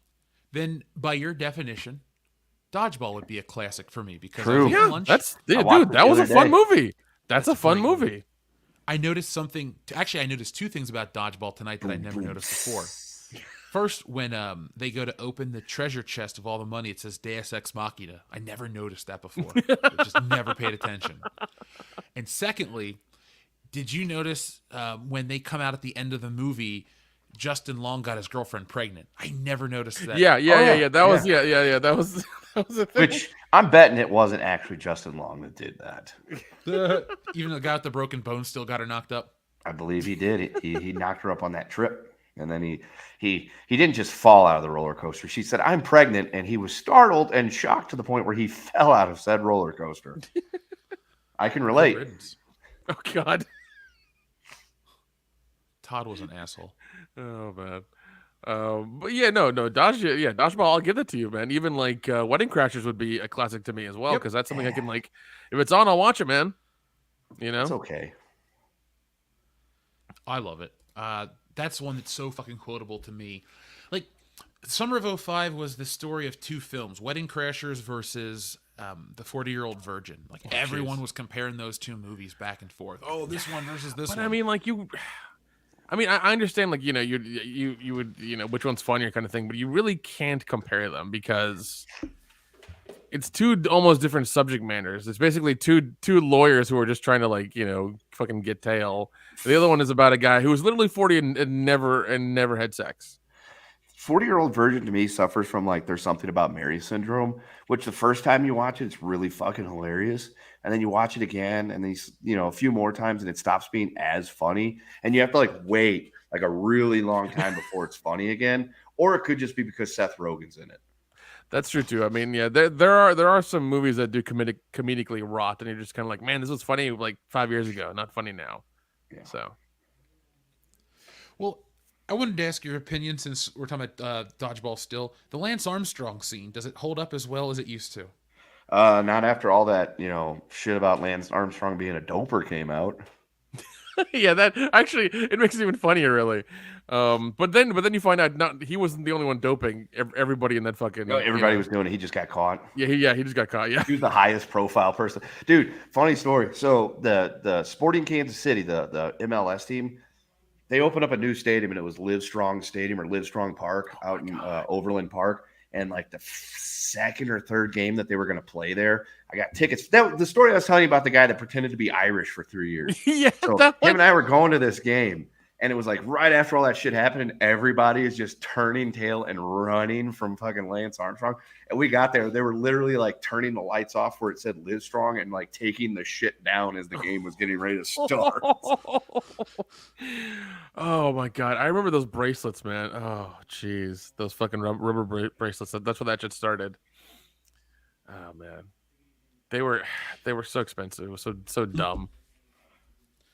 So we were talking about this Rogue Squadron movie that's not going to get made. It's off the record, blah blah blah. I don't even remember what we were going to say about it. It's not coming out. Are you surprised? No. I mean, I am, because Disney, is not making a bad decision. They're making a good decision, so that kind of is out of the norm for them. Usually they would have quadrupled down and been like, "Oh, we're shooting Rogue Squadron 1. We're going to greenlight 2 and 3, and that's it." It's just kind of like, okay, sure, nobody's gonna watch them. Good luck with that. But I'm very surprised that it's not happening. But I guess it's finally affecting their wallet in a way that they're just like, yeah, we can't do this anymore. It's not financially feasible. This is the only one that I wanted to come out because it was old school X-Wings versus TIE Fighters. It was like the only thing that they could have put out that I would have gone, oh, okay, maybe I'll watch this one. Well, I mean, it was show. Who gives a shit? Yeah, I mean, it was supposed to be directed by Patty Jenkins as well, so I don't know about that. Oh, good. Well, maybe somebody will get sexually assaulted after they're not in control of their body, like in the Wonder Woman film. I shouldn't laugh, but I remember you coming to that assumption. I was just like, fuck, you're right. Gal Gadot's a dirty bird. Yeah. I mean, look, I wouldn't be too mad if she took advantage of me, but like, yeah, I wouldn't say no. Yeah, I'm who are we kidding here? But it's the principle I'm still that matters. In control of my body. That guy wasn't in control, man. That was assault, brother. Yep. Imagine waking up from all that, being like, I think I had sex with Wonder Woman, and nobody's gonna believe you.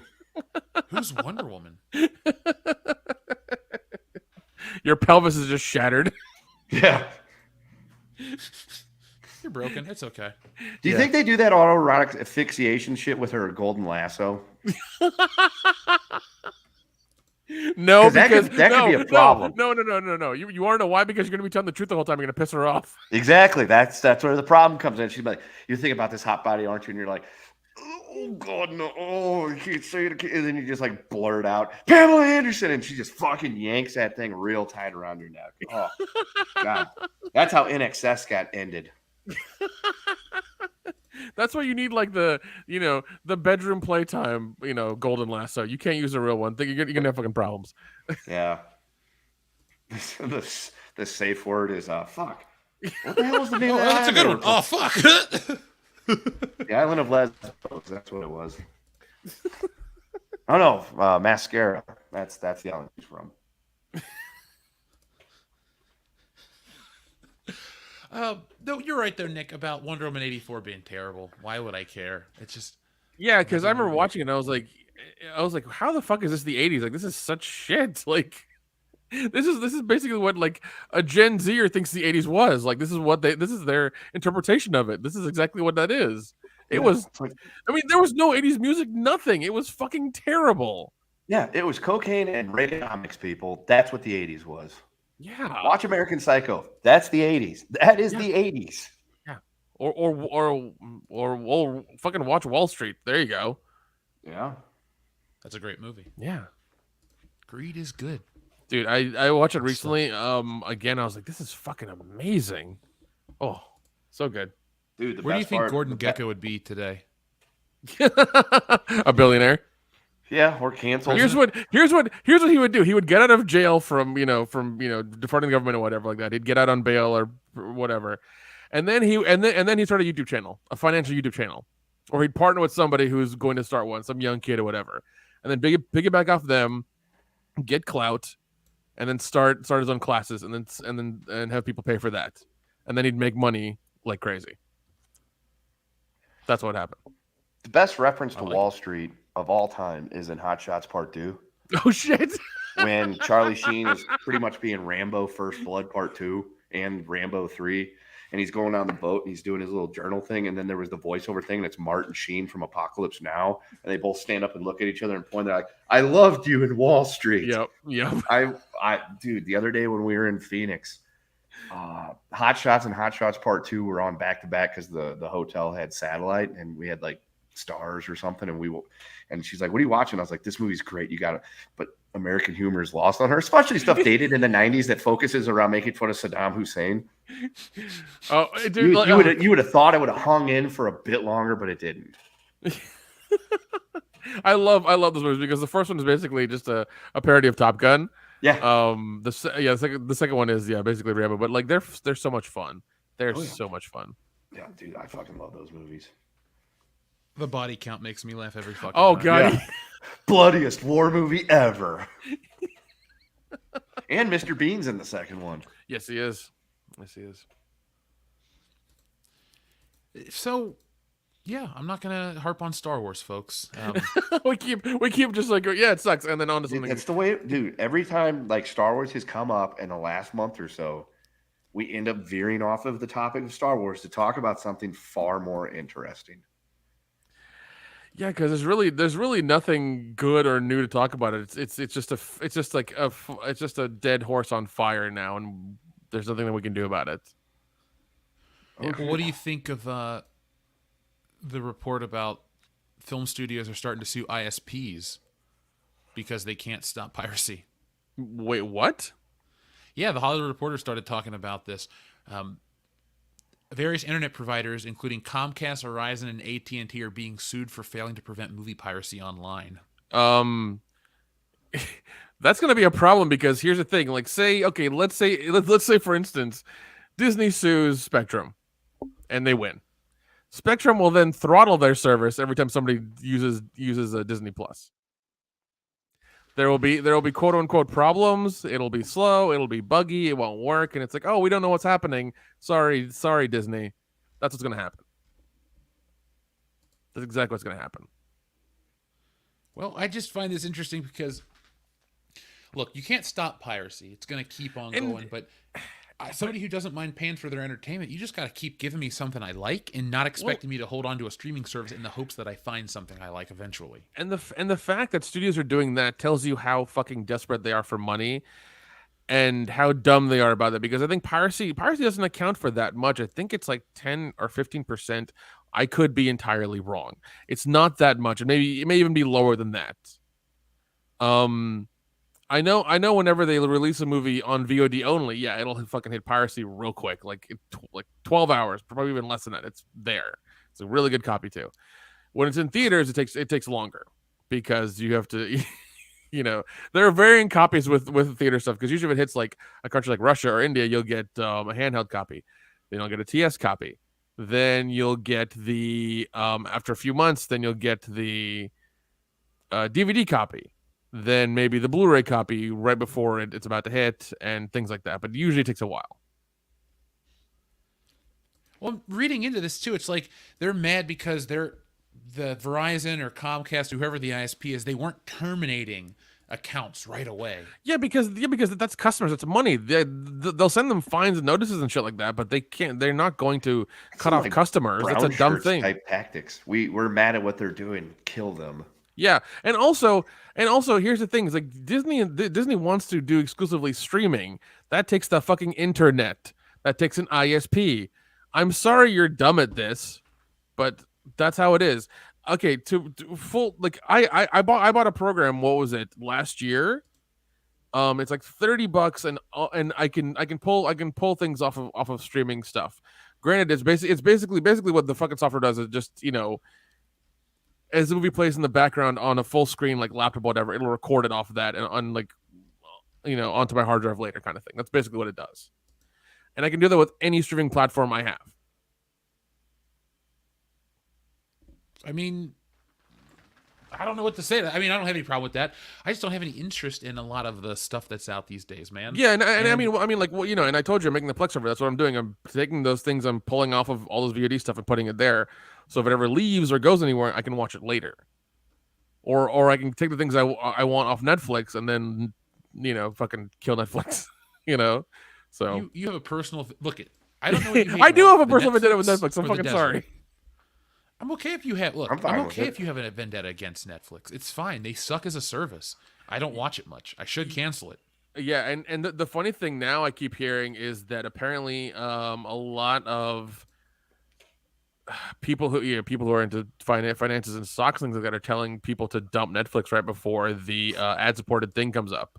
Well, once they really? solidify, yeah, because they're saying that once the ad-supported tier comes up and they start doing the password thing, people are gonna get frustrated and drop it even harder. Like there's gonna be even less subscribers.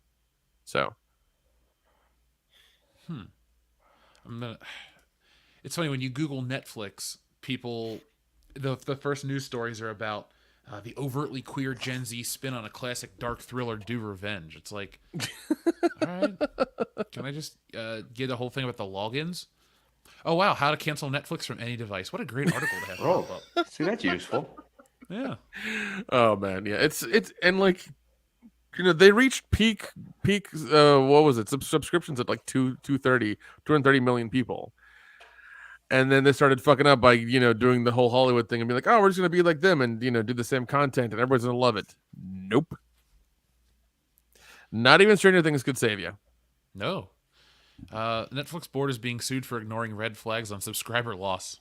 There's more good news. This comes from Bloomberg. There's a like I'm pretty sure I'm gonna call it the next 2 years Netflix is gonna get bought by somebody. What if Disney buys Netflix and I combines don't. it to Disney plus It's Netflix? either gonna be Disney or Amazon. Fuck. Please, Yes. don't be either of them. They're both terrible choices. I agree. I 100% agree, but it's gonna be one or the other. I don't like it. Right now, I think Disney wants control of Hulu, but Comcast has the other like 30%. I think yeah, it's 30% they have because Disney has 70 now, and they say that it's going to cost Disney like $25 billion to buy them out. Clone Geek wants Dion to buy Netflix. Oh my god. If Dion bought Netflix, that Beverly Hills Cop would never leave Netflix. It would have Dion would probably have he'd be like how much money do I have to pay for it to be on there for 10 years right now? I'm like, Dion, if you got all this Netflix money, man, you better hook us up with a WCBs production company. We can make some seriously good films like Terminator. Dark Fate 6. All that's gonna happen is like every 6 months you get a new My Black Ass movie. That's all that's gonna happen. I'm down with My Black Ass Goes to Africa.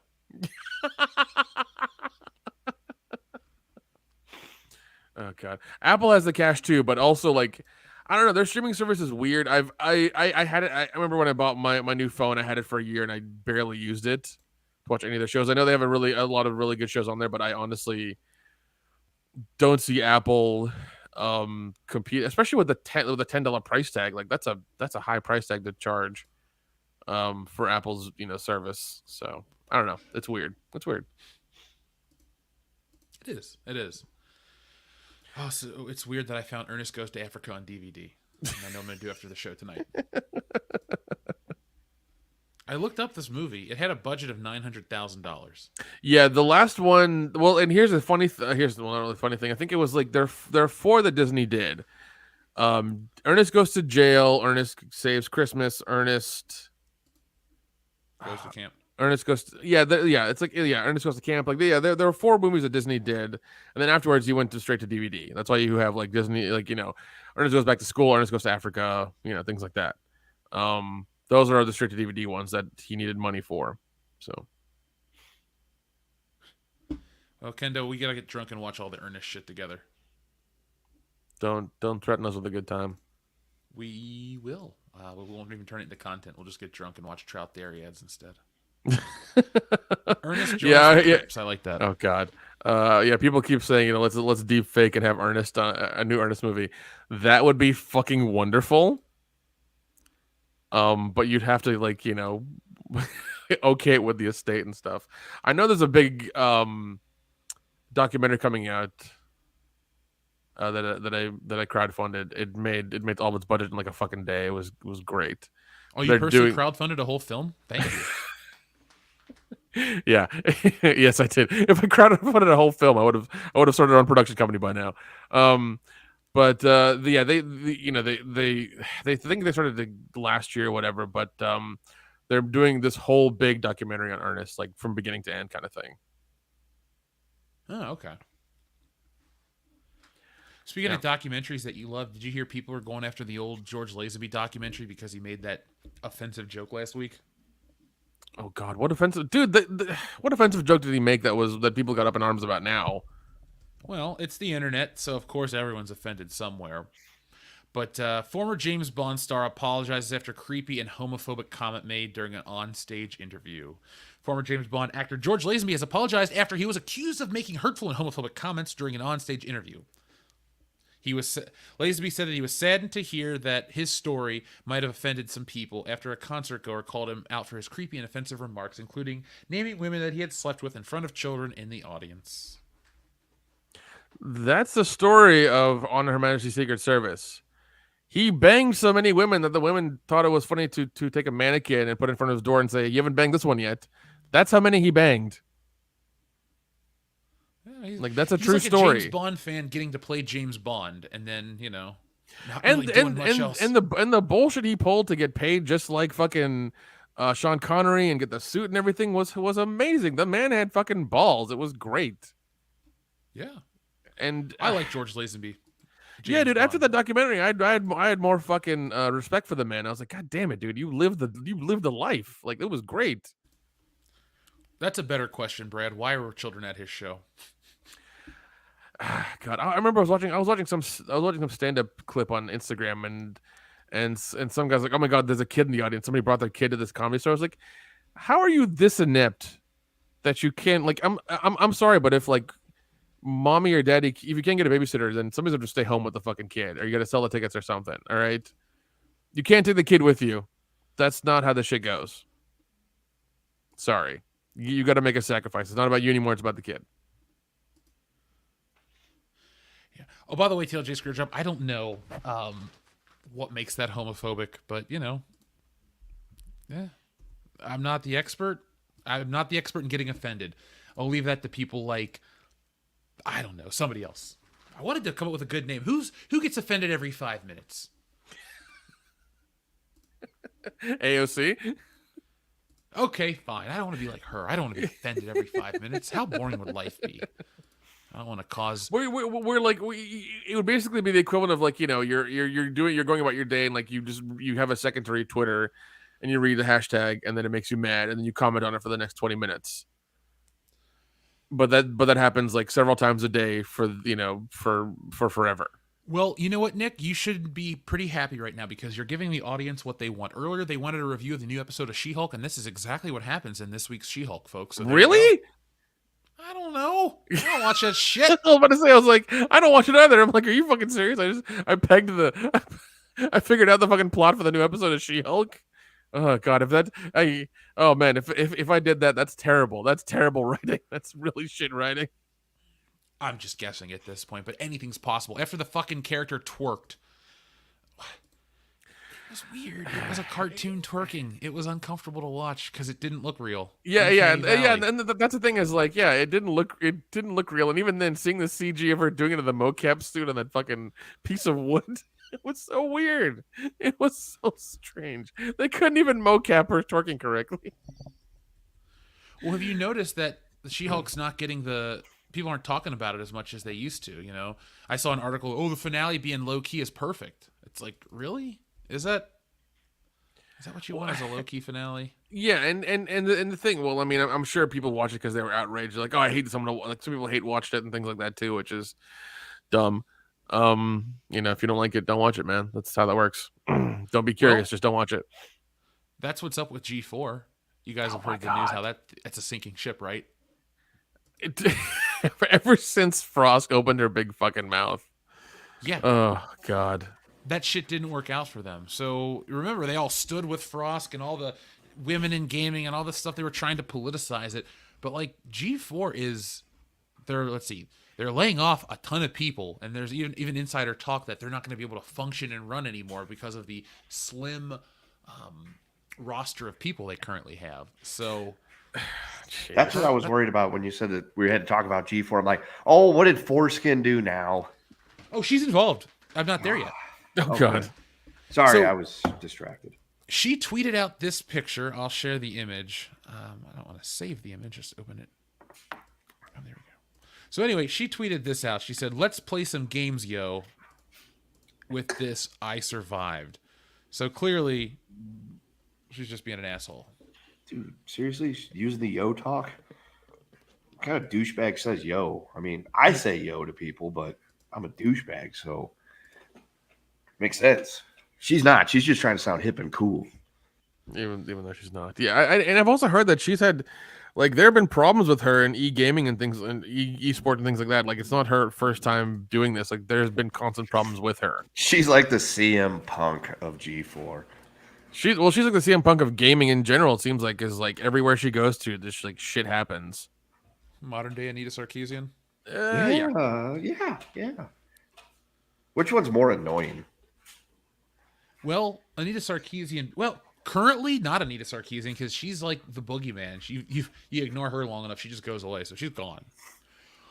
This chick's more annoying because she's still around. Yeah, and you said she's still working at G4 or what's as she's talking shit, they can't get rid of her. God. Well, and that's the thing is like it's the same thing with Kathy Kennedy. Like they don't want to fire the female because they'll look bad and they'll get all the fucking angry tweets for fucking 4 days. Yeah, but there's a big difference between Kathleen Kennedy and Frost. Oh, 100%. But I'm saying it's kind of the same, you know. I got to think that there's something in her contract that says, like, if you do stuff that, you know, brings the business or the company into disrepute, we can get rid of you. Because, like, every contract you sign to work anywhere has, like, a conduct clause. Fuck, I even got a conduct clause. Like, I can't get on here right now and just shit on my, you know, employer. Not that anybody that works here listens, but if they did, I could get in trouble for that. But I wouldn't because I like my job. Yeah, exactly. Well, this is one of those situations, folks, where you saw it coming a mile away, and we just like to update you guys with a little bit of, I don't know, a little bit of Schadenfreude in our voices because we saw this coming last year. I mean, when she opened her mouth. Yeah. God, as soon as she said something and she went on her tangent, I was like, is it like you're working for a G4? Like, are things really that bad there? Yeah. You get paid to play video games and talk about them on the internet. Let's talk about how hard your struggle really is. Yeah. You could play I'm a woman and people don't take me seriously as a gamer.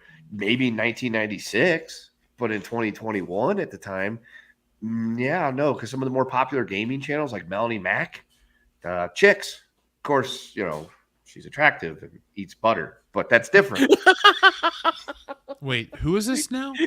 There's this chick named Melanie Mac. She's on Twitter a lot. I believe I found her through Anna, actually, because I think Anna likes and retweets a lot of her shit. How much is OnlyFans, Kendo? Fuck, I don't know. I don't subscribe to OnlyFans. $14.99 a month. Not that I know that. Yeah. I was just checking. Dude, you're the fucking Instagram stalker. Go look her up. All right, fine. That's your gimmick. I ain't gonna infringe upon your gimmick. Yeah, we're friends here. Friends don't infringe on other friends' gimmicks. Yeah, because the next thing I know, you know, you're gonna be coaching football against me and yet saying things and ending sentences with yo, and I don't need that shit. I wouldn't know the first thing about coaching football. It's okay. I mean, I could try to teach you some things. Be like, all right, so here's what you want this kid to do. He's going to try to kill that kid. And it's okay because he's on the other team. What do you do if Nick's a better coach? That'll never happen. That'll never fucking happen. Let's not speak in fucking terms of shit that just ain't going to occur. But if Nick somehow, if this is like a Little Giant scenario where I am clearly the Ed O'Neill in this scenario, were to lose to Nick, then I'd take it in stride. I'd be like, good game. You know, you had your people prepared. We weren't prepared. We didn't work hard enough. And now I'm going to go jump off a bridge in shame. That's what winners do. Oh, God. I want to see that movie. We should do that. We should just remake Little Giants. Yeah, we redo Obviously, remake Little Giants. To the point where we get threatened with a cease and desist and they threaten to sue us. We should remake Little Giants essentially verbatim. Where Nick and I are the O'Shea brothers, except we call them like the O'Connor brothers or something like that. We just change it slightly. The O'Malley brothers. Yeah, I would watch that. I'll be Dermot O'Malley, and you can be Gallagher O'Malley. Yeah, we'll steer really hard into the Irish thing too, and neither of us are Irish. That would be fucking hilarious. Do you think anyone will complain online that you're not Irish playing Irish characters? No, because Nick will be there, so it'll be seen as like a woke piece. Be like, oh, look at that brave man up there. He's yeah. I'll be seen as stunning and brave. That's not what that means. I'll use the word diverse 47 times in every interview I do. Yeah, because that's what'll happen with Nick's team. He'll have the diverse team. I'll have all the fucking studs, and even though half of them will be black, it's like last night when we're watching the Chiefs and the Chargers game. Daisy says, "Who's that guy on there?" And I'm like, "Who?" And she goes, "That black guy." I'm like, "This is an NFL game. You've got to be way more." Yeah, a little more specific there, please. That's like give us a number. Give us a number out there. Yeah, I was like, say, well, it's not Justin Herbert because he's white, but other than that, it's confusing me here, lady. Although the other day at the game, dude, she had more fun than I did, and we were beating the shit out of the Cardinals. That's awesome, man. Yeah, we got down on the sideline. Like we were like literally in the first row because my friends were there. So like the whole time she's just like zooming in on Patrick Mahomes and taking pictures of him on the sideline. I'm like, there's a lot of other guys out here too that play, and half of them are waving to the baby. So maybe you should take notice of that.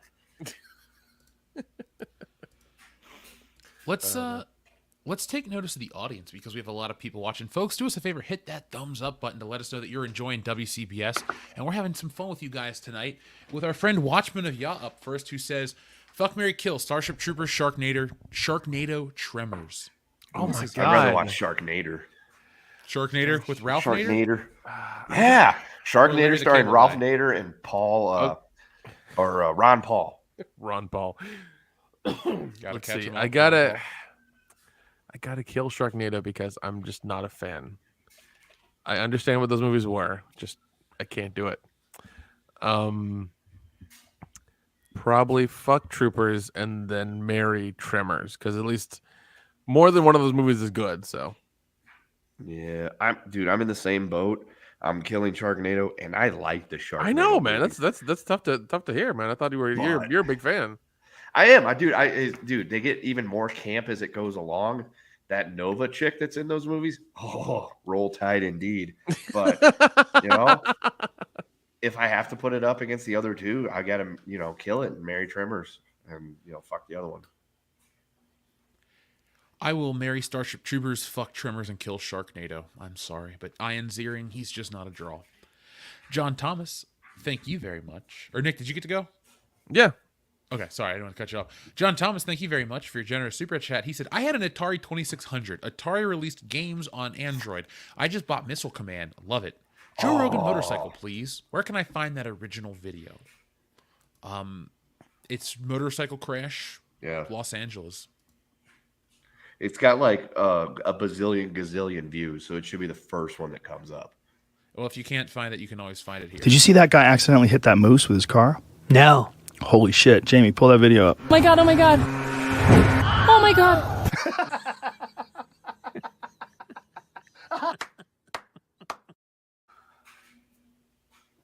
Here we go.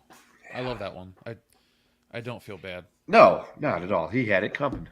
Yeah. So after that one, we have but actually John Thomas though brought up some of the Atari classics on Android. Do you guys have a favorite Atari game? Oh yeah, that tank one where you had like the rival tanks rolling around trying to fucking bomb each other. That was a lot of fun.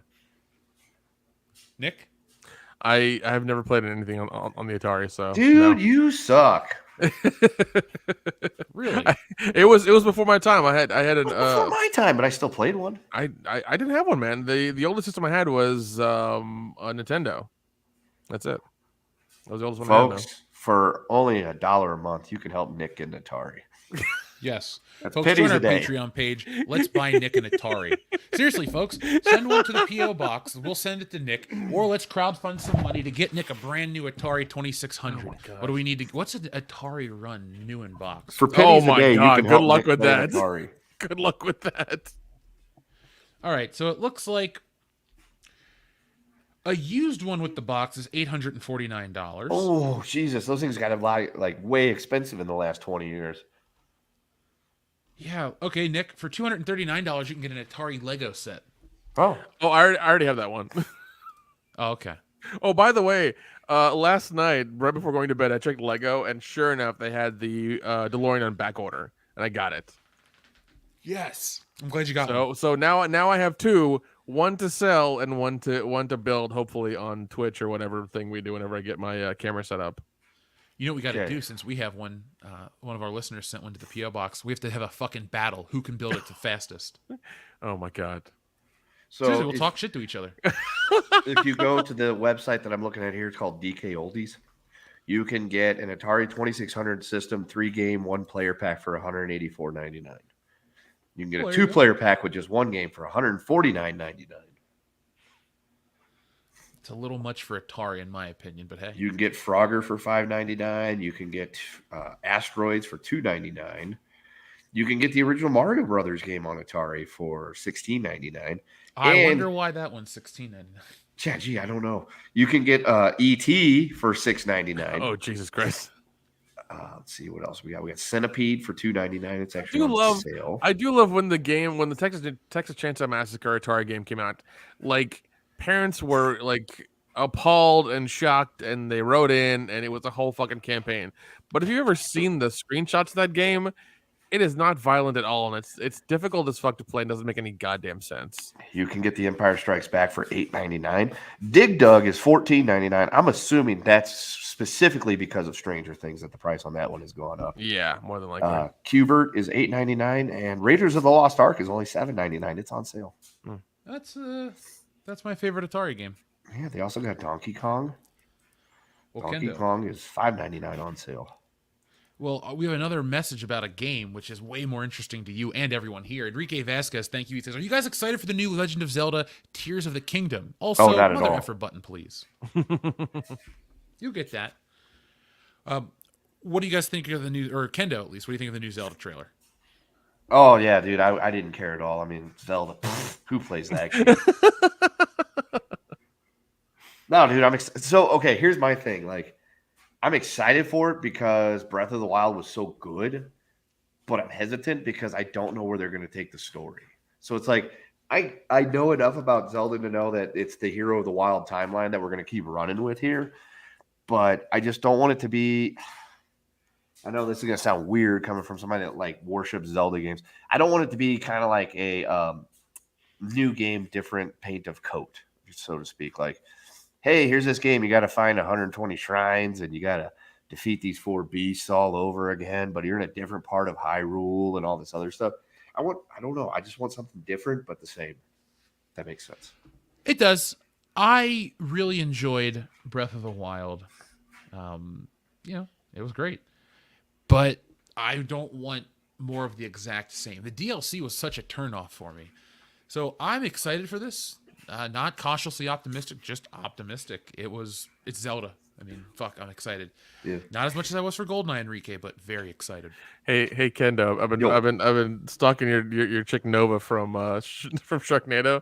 I found a picture on her Instagram of her just in a tub, taking a bath, eating Taco Bell. Nice. She's right up your alley since you're obsessed with Taco Bell. I mean, I like it. I'm not that obsessed with it. Pete's obsessed with it. He's obsessed with it. Del Taco is so much better, but then like actual Mexican food beats the shit out of all of it. Oh, of course, 100%, man. But yeah, she was good in those movies for not acting reasons, but you know. But Breath of the Wild, I actually enjoyed the DLC. I thought that it actually extended the game for me because there was the new shrines and that boss battle with that like head of the desiccated shrine, Buddha wannabe dudes. That was fun. The motorcycle was cool.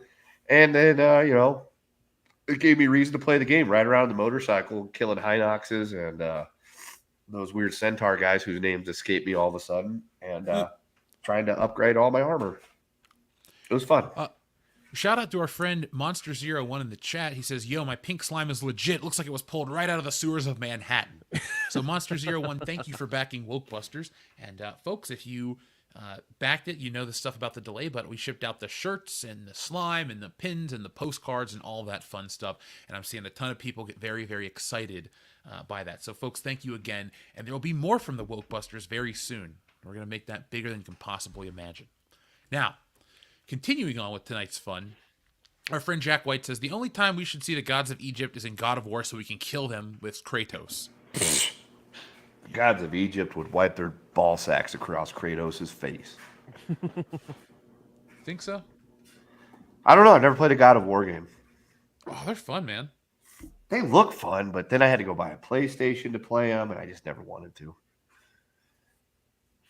Well, look, just take Dion and mine's word for it. They're fun.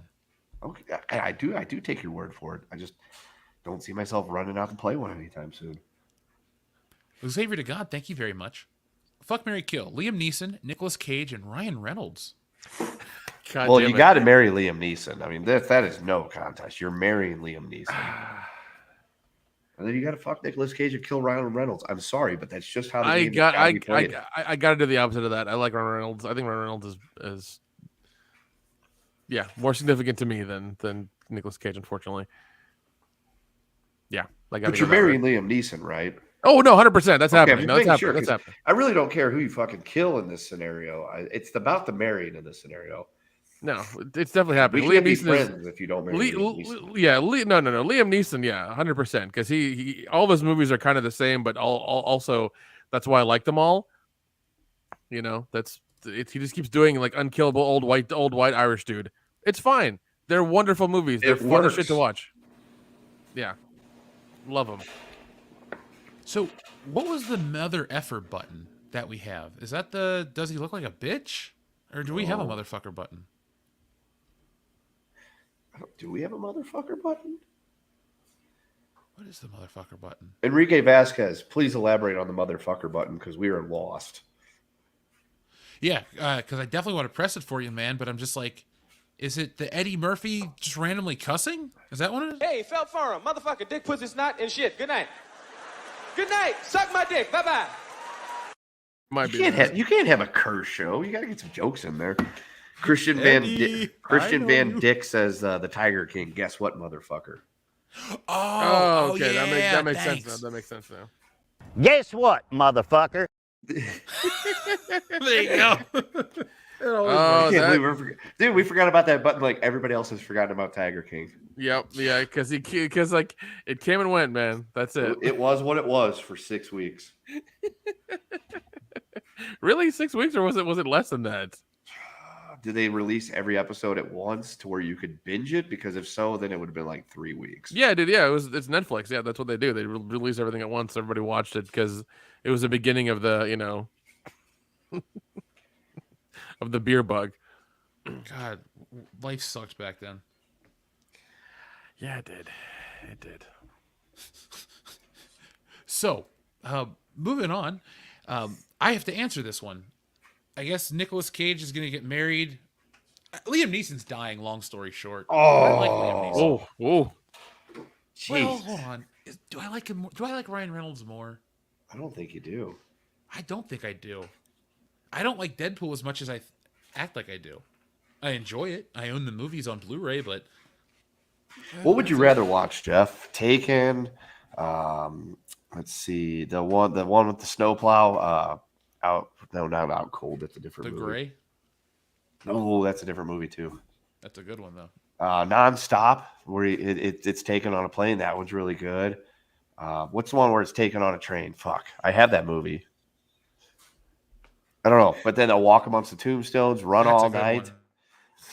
Would you rather have that, or would you rather have Deadpool 1 and 2? You make a strong argument, my friend. Thank I you. understand where you're coming from.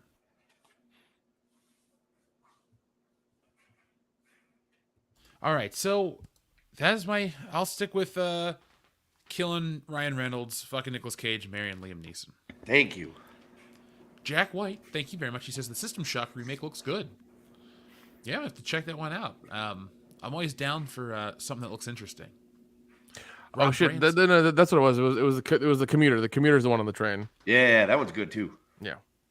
Actually, they're all good. You know why? Because it's all Taken in various different scenarios, and Taken just works really well because Taken was a sucker punch to everybody that had watched movies with Liam Neeson in his entire career. Because you're thinking Liam Neeson from Rob Roy, you're thinking fucking dramatic like Love Actually, Liam Neeson, who's kind of funny and charming, and then Taken comes out, and you're like, wow, that dude is a fucking badass. And then every other movie comes out and it's just Taken, but somewhere different. And it's like, we should be getting old of this trope, but it's not getting old. It just keeps getting better. I love you, Liam Neeson. There's one like he's called The Marksman or The Shooter or something like that just came out. I gotta try it with that. Oh, Memory. Memory's the new one. Oh, okay.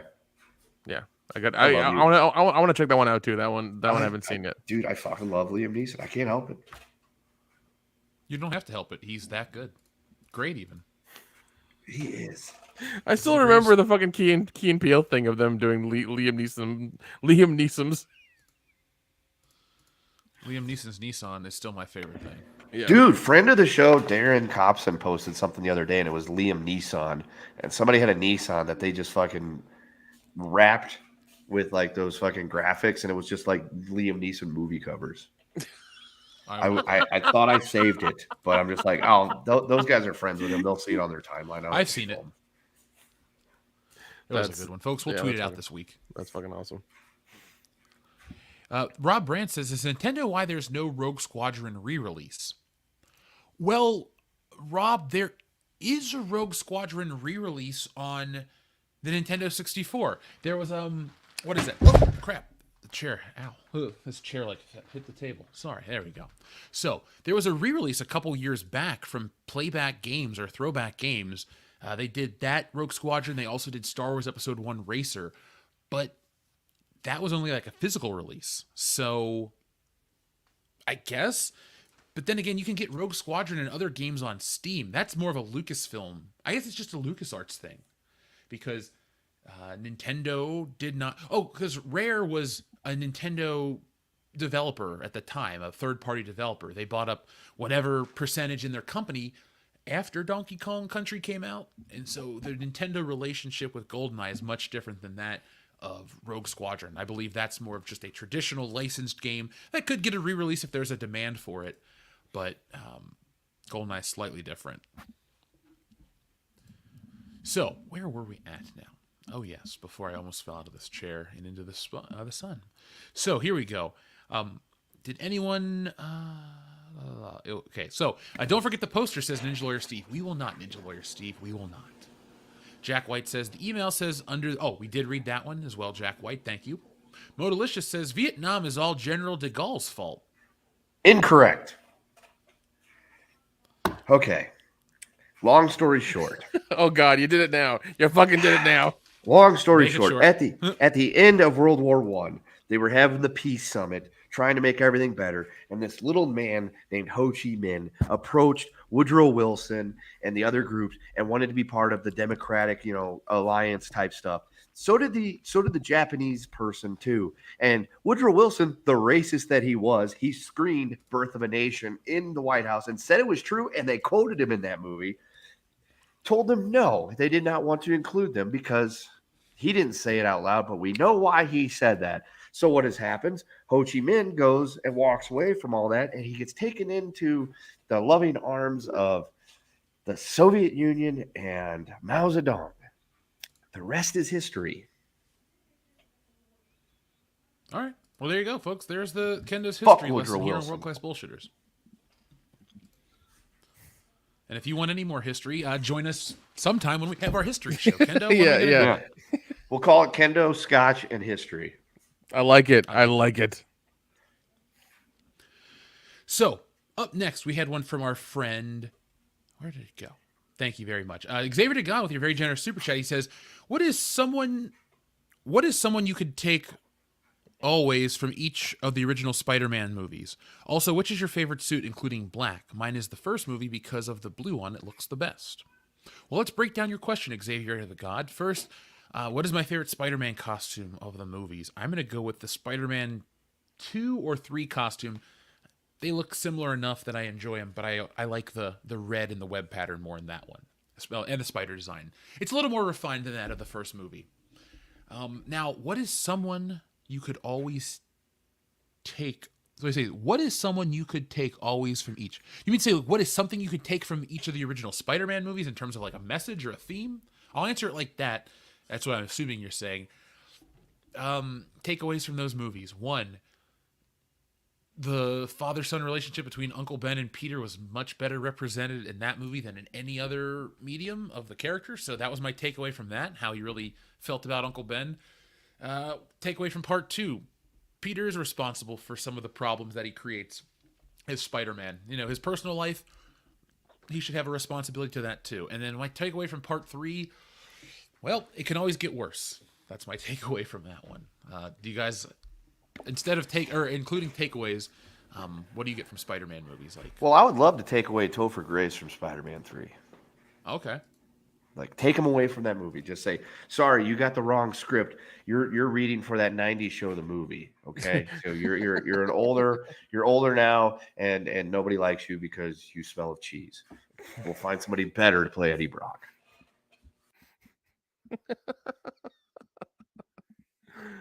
Oh man, not having don't do 3 villains in a movie all at once. Yeah, that would have been over. That was a bit of overkill because you could have just stopped with the Sandman. The fucking Thomas Hayden Church, his performance as the Sandman in Spider-Man 3 was incredible. Yeah, he was very good. You could have just left it alone, and you could have let the Harry Goblin Jr. good cry now. You could have let that just simmer. You could have let it simmer for Spider-Man 4 if there was going to be one. Just leave it be. Yeah.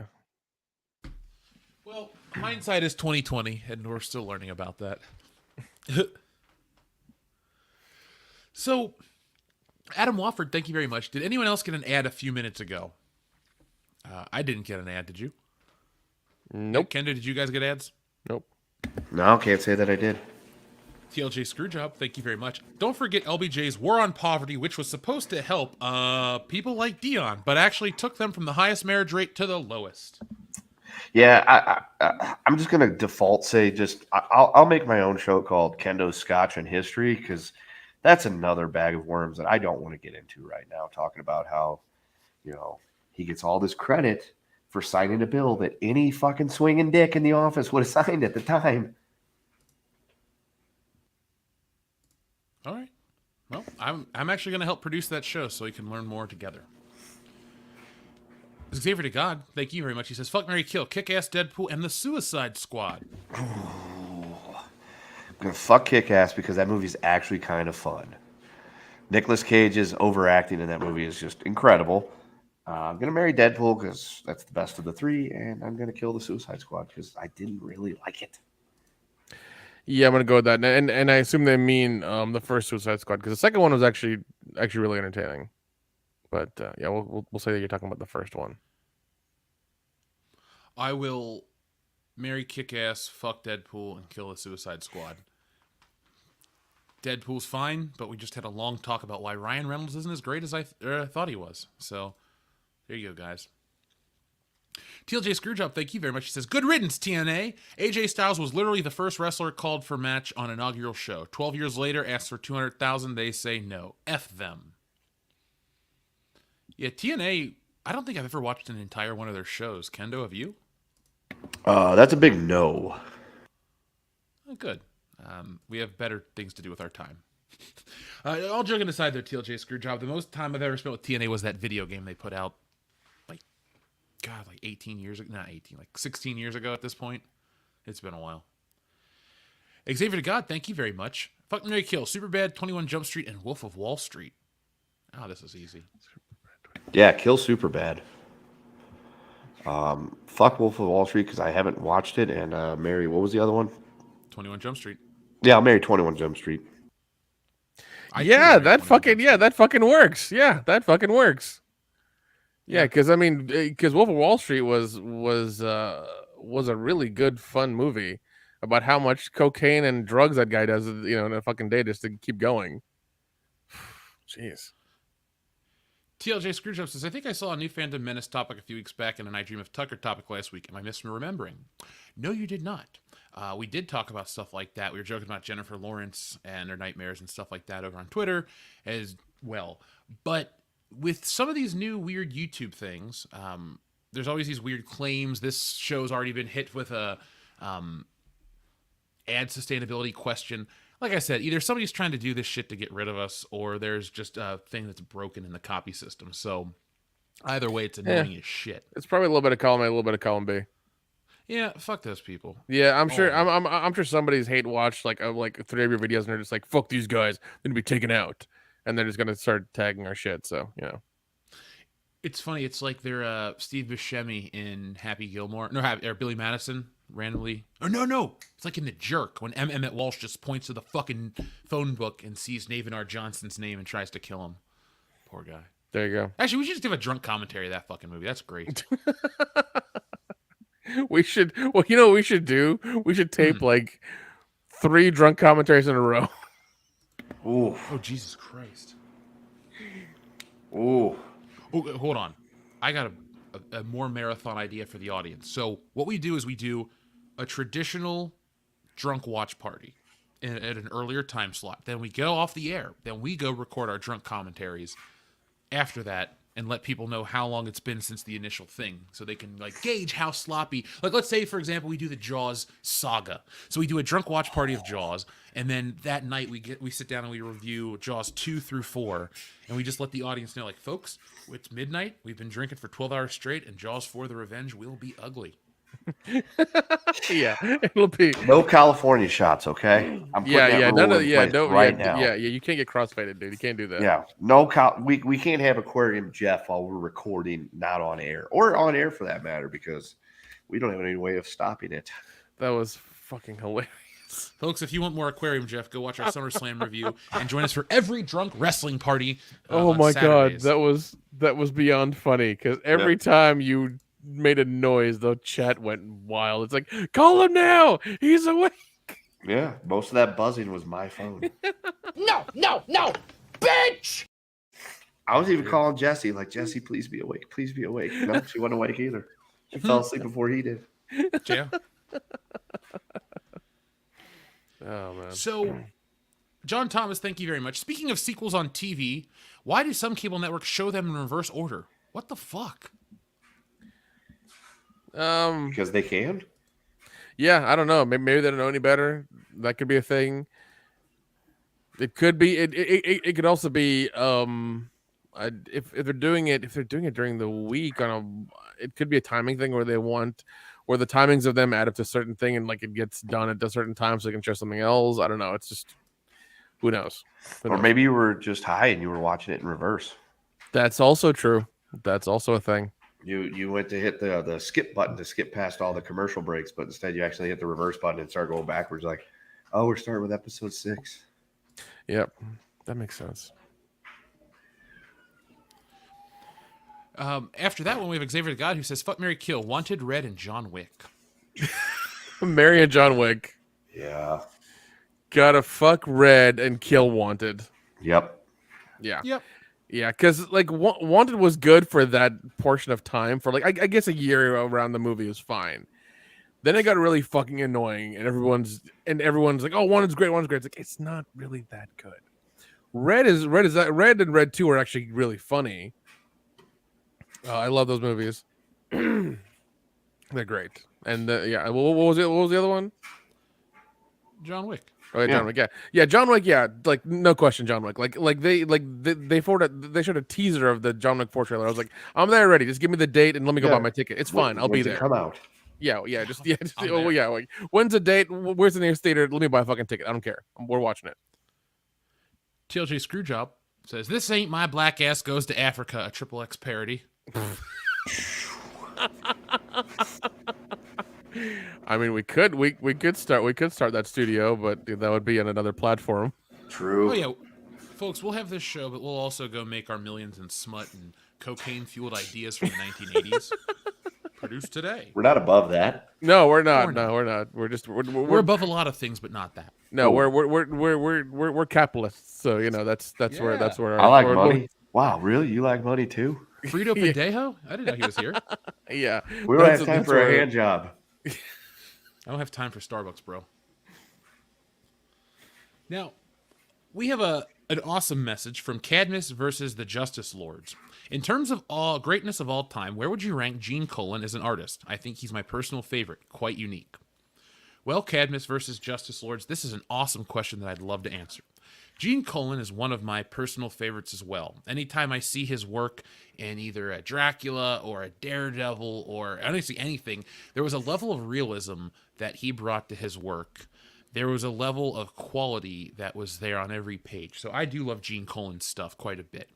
I don't want to sound boring and say, oh, the best thing he ever did was Daredevil or Dracula. He did a lot of great stuff.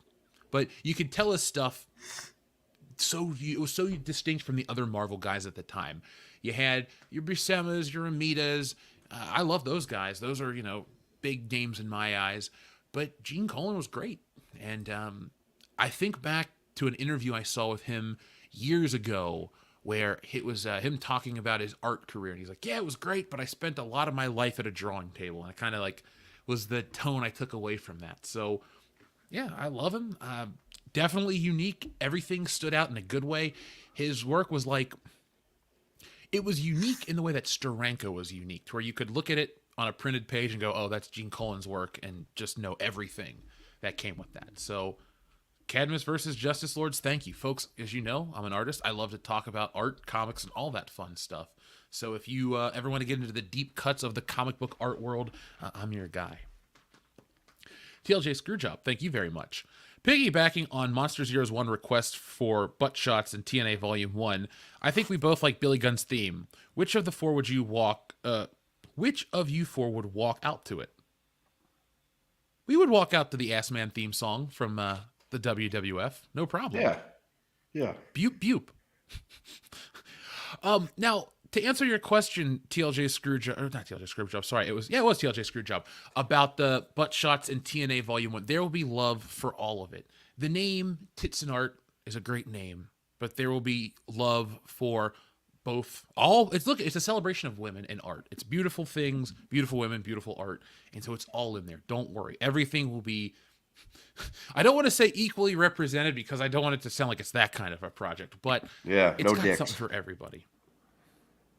Remember, what is our rule here on the show, guys? We don't kink shame unless that's your thing. So yeah. But there will be no bat dong in our comic books. There will be no dong. Yes, correct. Bat or otherwise. Now, Bomb Shoes, thank you very much. In the last She-Hulk, the bad guy copyrighted the name She-Hulk, then sued her over it. Also, can I get whatever number 7 hasn't been pressed in forever? That was the new She-Hulk? What that was. Wow. Folks, if you don't want to watch She-Hulk, but you want to watch some bald idiot that, suffers through all this stuff, go check out E. Tepelkunian's Place to Be Reviews channel. Oh, God, please do. Please do. That man suffers for it all, and goddamn is he hilarious. Yes, and comment on his video, Bald Idiot, to let him know that we sent you. How do you guys think the audience would feel if this was the button they got?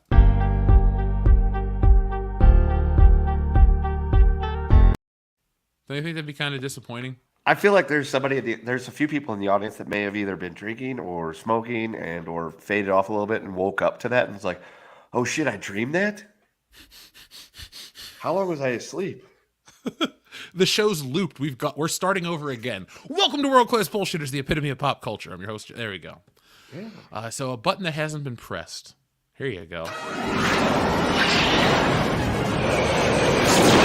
What happens to us in the future, Doc? It's your kids, Marty. Something's got to be done about your kids. What do you mean? Your daughter marries a black man. I mean, I can see where that could be a problem. Not for Marty. No, he's cool with it. Yeah. Because, he's progressive and shit. It was 1985 after all, bro. That's true. It's a different time back then. Rob Brant's great question. He says, fuck, marry, kill.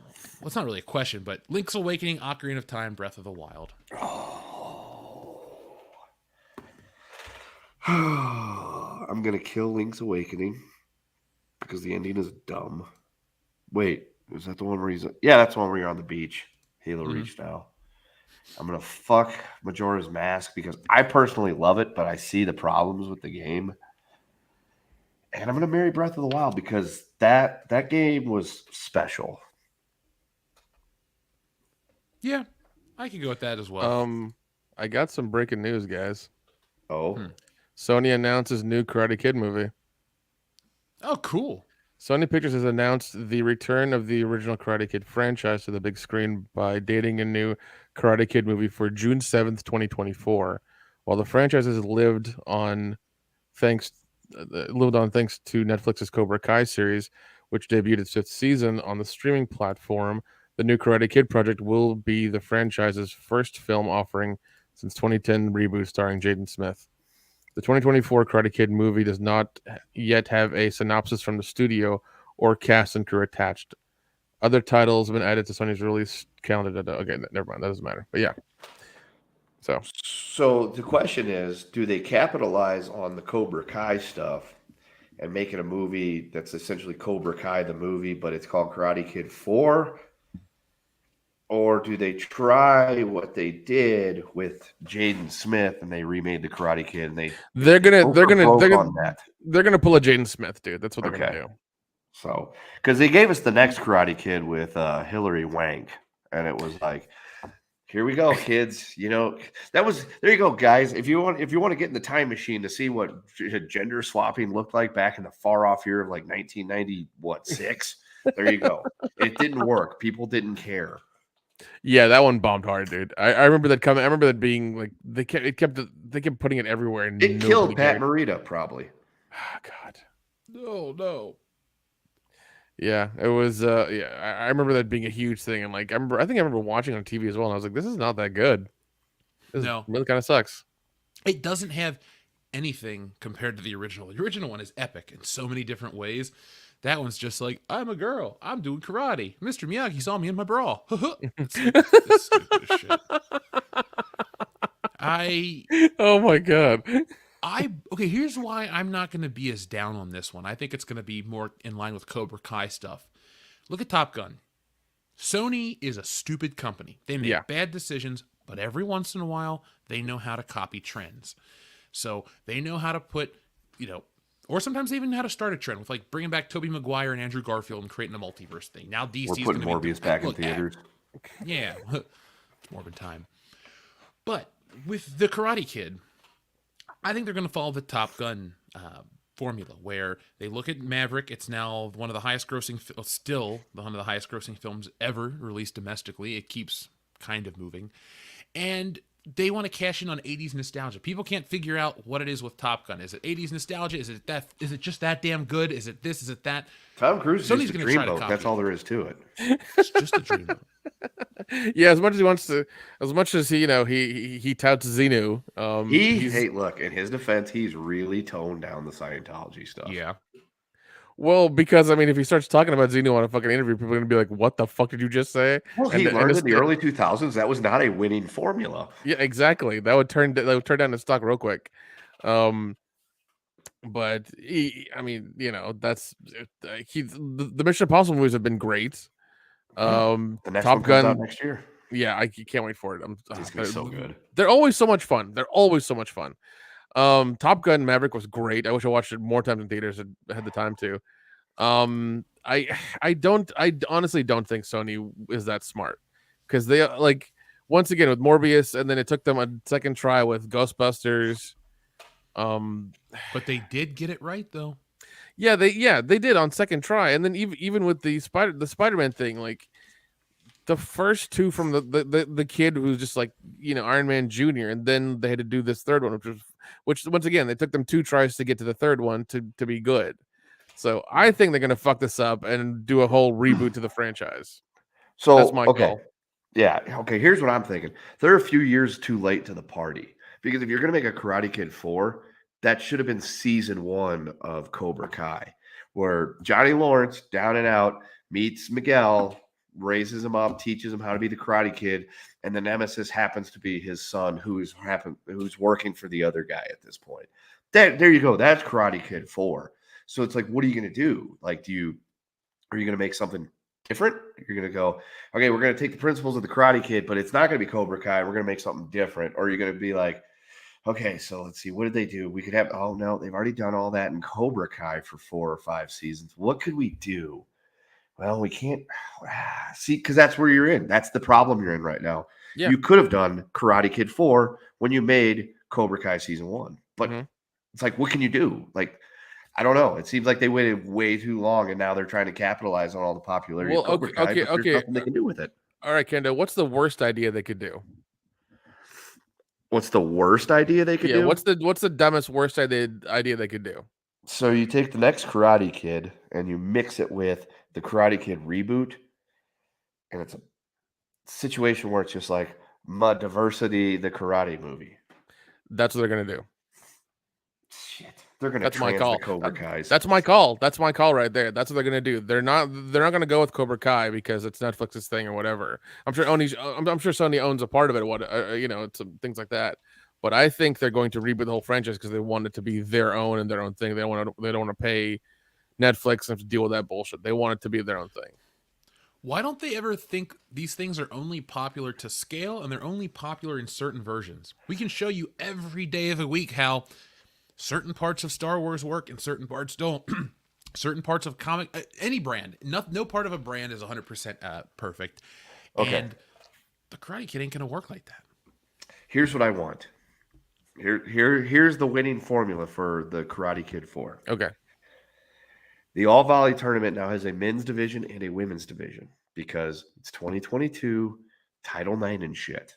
So what happens is a dude who's just not good enough to compete with the rest of the dudes. Oh my God. Transes himself. He just takes hormone therapy. Joins the women's division because he's stunning and brave and proceeds to beat the shit out of every girl to win the tournament. Oh my God. That's what's going to happen. That's exactly what's going to happen. There you go. There's Karate Kid 4. Sony, if you're listening, you're not. There's your Karate Kid 4. I don't even want anything for it. You don't have to give me writing credit. You don't got to give me nothing. Don't put your name on it at all. Nothing. Yeah, I don't want my name attached to it whatsoever. It's all yours. It's all your property. You know what? Once again, like you make that joke, they're probably listening right now. It's like, that's a good fucking idea. Somebody's like, hey, remember over the summer when that guy that was a chick was beating all those girls in swimming because he was like 6'5"? Let's make that, but with the karates.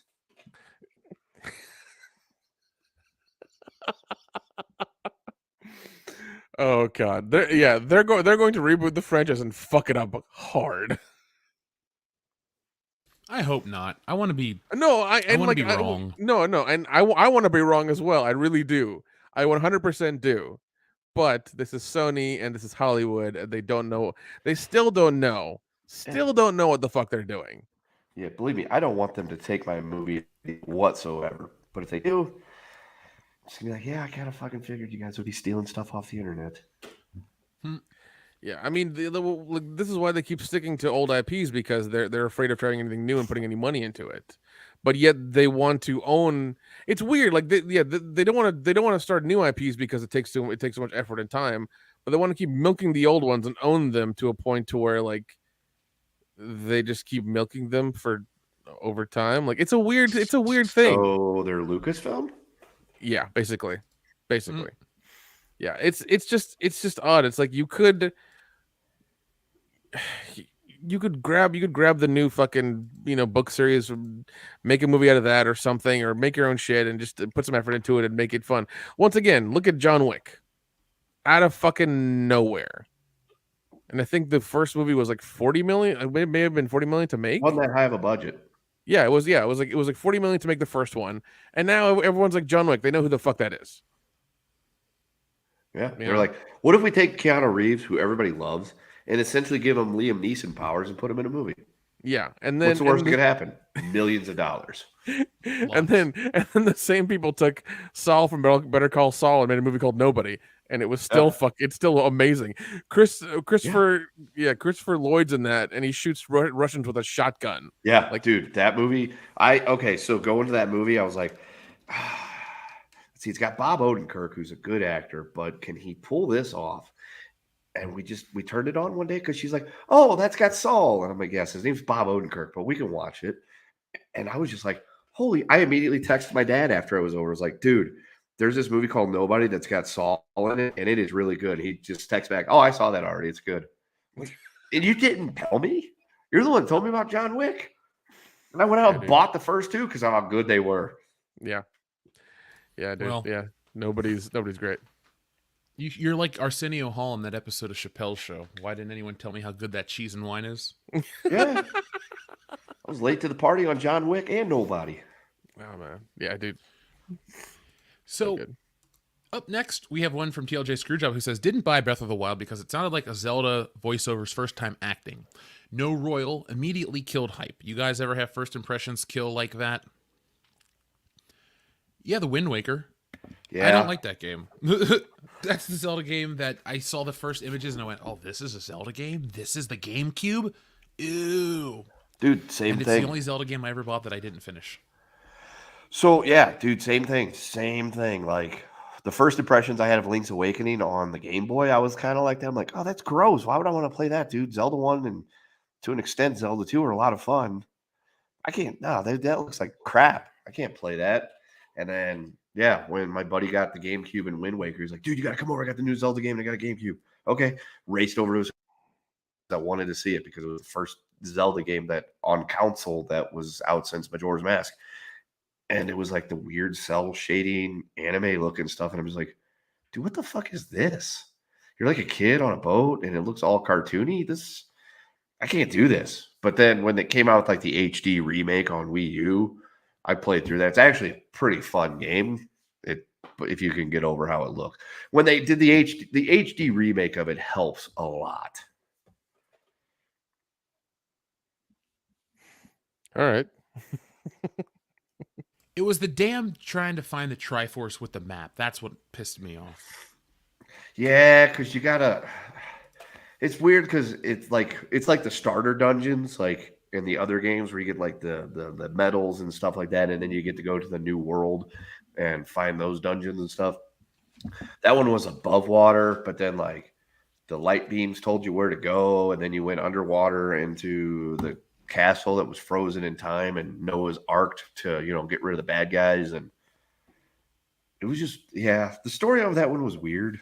I didn't really like the story on it, although the Ganon fight's a lot of fun. Well, I mean, it looks that the Ganon fight does look cool, where you stab him in the face at the end. Yeah, honestly, I would say no. I wouldn't say go buy a Wii U because I like the console, but I also know that it sucks.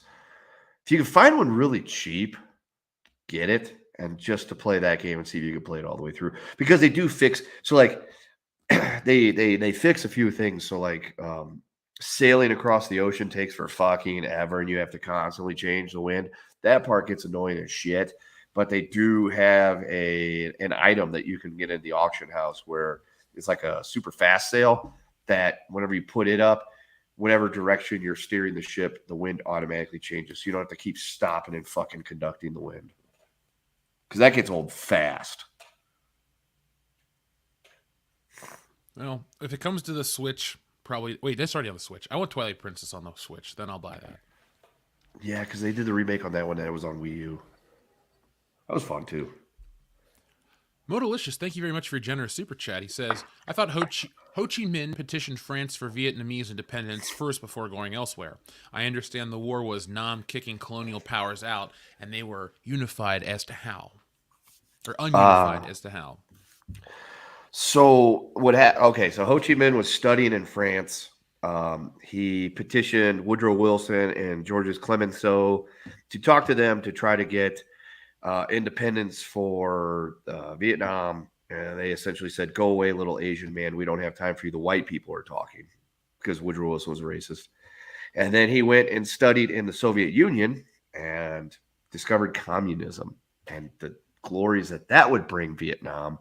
And the two countries were wanting independence, but South did not want to be communist. You know what? I'm just going to press the fucking button because I just learned right now together with the audience. It's a glorious day. Where is it at?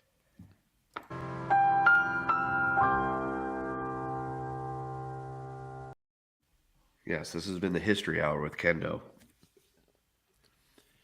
Adam Wofford, thank you very much for your generous super chat. Marry, Fuck, Kill, 1980s fantasy animated movie. It's The Secret of Nim, Return of the King, American Tale. It has been so long since I've seen any of those movies. I've never seen Secret of Nim. I did in elementary school. We would watch The Rats of Nim. So I'm gonna fuck that because I remember that being fun. I'm gonna marry American Tail because as a kid I remember really liking that movie, and I had a Fievel stuffed figure or some, and I think I still do somewhere.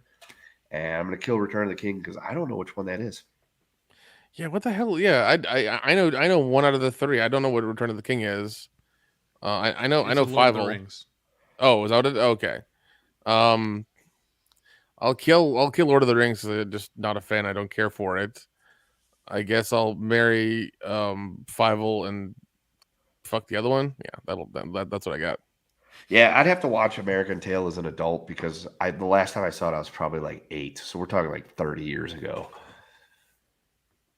I remember Of liking these it as a three- kid.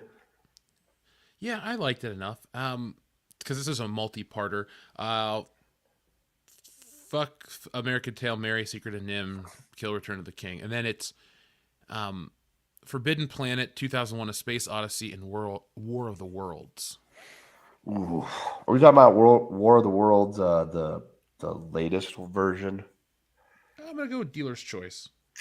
Okay, so I'm gonna kill 2001: A Space Odyssey. I know it's this big thing, but that movie's fucking weird and takes it's a slog to get through that movie. I'm gonna fuck Forbidden Planet. I'm gonna marry War of the Worlds because Tom Cruise. Here's the thing. I like the 60s one better just because it was really hokey and fun. So I'm going to marry that one because I remember watching that as a kid. It was fucking great. I loved it. Probably going to fuck Forbidden Planet and then kill 2001 because I agree with you, Kendo. It is a wonderful movie. It is visually stunning, but it is slow as like I fast forward through that movie the first time I watched it, and it was just like ships moving like slightly faster through space. I was like, thank God I did that because it was just that for so long. I was like, fuck. Dude, in high school, so I had seen 2010 or whatever it was before I ever saw. Yeah, 2010 is awesome. Yeah, I saw that before I ever saw 2000. Yeah, dude. Roy Scheider's in it. Yeah, I saw that before I ever saw 2001. So I'm like, oh man, that was a lot of fun. That was kind of cool. And then my buddy's like, yeah, that's the sequel or his dad was like, it's a sequel to 2001: A Space Odyssey. Was like this big deal film back in the day. So we went up to the video store, rented it, went back to his house to watch it, and we were just sitting there like watching like an hour. I thought it was like 2 hours in this movie. It was like 40 minutes. So I'm like, Jesus Christ, this movie sucks. Because I remember all the parodies, like Simpsons parodied, like the Hal, like, sorry, I can't do that. And it's like all that other stuff. So I got all the parodies. I knew. So I went into it thinking this is gonna be awesome because this is like a big deal movie. And it was just like the first time I saw Eyes Wide Shut, I'm like, what the fuck is this? Kubrick, okay, you gave us Full Metal Jacket, and then what happened? wait. Also, The Shining. Also, The Shining. That's true. He gave us that too. Yeah. But what happened, Kubrick? I want to know. You're dead. You can't tell me. But what happened? Yeah, man. I'm with you. I watched 2010 would pop up a lot on TV, and I fucking love that movie because it's Helen Mirren's Russian in that movie. Holy shit, she's in that movie too. No, Dion will watch it. Yeah, the young 80s Helen Mirren, you know. So yeah, she's fit. Oh, he's not interested anymore. She's too young. I'm not Dion. But yeah, she was a Russian team that went in there. 2010 is actually like a really fun movie. I remember watching it. They had to like use giant balloons to like space break into the atmosphere. John Lithgow is in that movie. I'm sold. I want to watch 2010 again. Oh, he's in it. Fuck it, dude. No, I'm with you. Scheider and Lithgow. Yeah, that's so. Here's the drunk watch party. We watched 2010, the year we made contact. Then when we're nice and toasted and ready to go, then we watch 2001: A Space Odyssey, and we make it a contest to who can live through the whole movie. Oh God. Oh. Well, it'll be easier than Mother. Oh, that's true. Yeah, probably. That's true. I'll give you that. Now, to answer Adam Walford's other fuck, marry, kill, I will kill 2001. I will fuck Forbidden Planet and marry War of the Worlds. Up next, we have Xavier to God, who says, Wow, there we go. What's something you like and hate about each live-action Spider-Man movie? Also, what negative did Tobey movies have, if any? Well, I like... There's too many things to say what I like about each. I'll give you a specific. I enjoy my favorite scene in the first movie is at the end when he's talking to the Green Goblin, and he's like, I have a father. His name was Ben Parker. I thought that was a cool scene. Probably the one that whole end scene, from the minute the Green Goblin throws him into that warehouse till the end of the movie, is my favorite of the first one. Second one, the train fight, hands down. But no, yeah, the whole part from the minute he steals the suit back till he goes to Harry. That's my favorite superhero moment ever on live action film. And then 3, either the time he saves Gwen Stacy or the time he fights the Sandman. And then things I dislike about each movie. I think the first movie, the Macy Gray shit's a little dated and boring. The overacting in part 2 with the women in the law firm. And then the third one has got a lot of problems, especially Mary Jane. I hate the moments where like Peter and Mary Jane keep missing each other emotionally, and it's just more drama and tension for the sake of being stupid, and fuck it.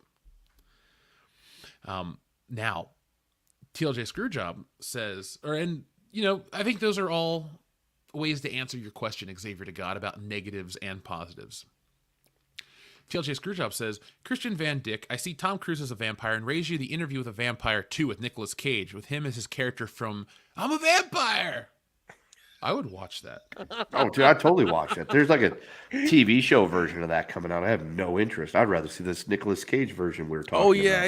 There's an Interview with a Vampire TV show. Of course, everything goes to a fucking TV show. I don't know. We'll see how it goes.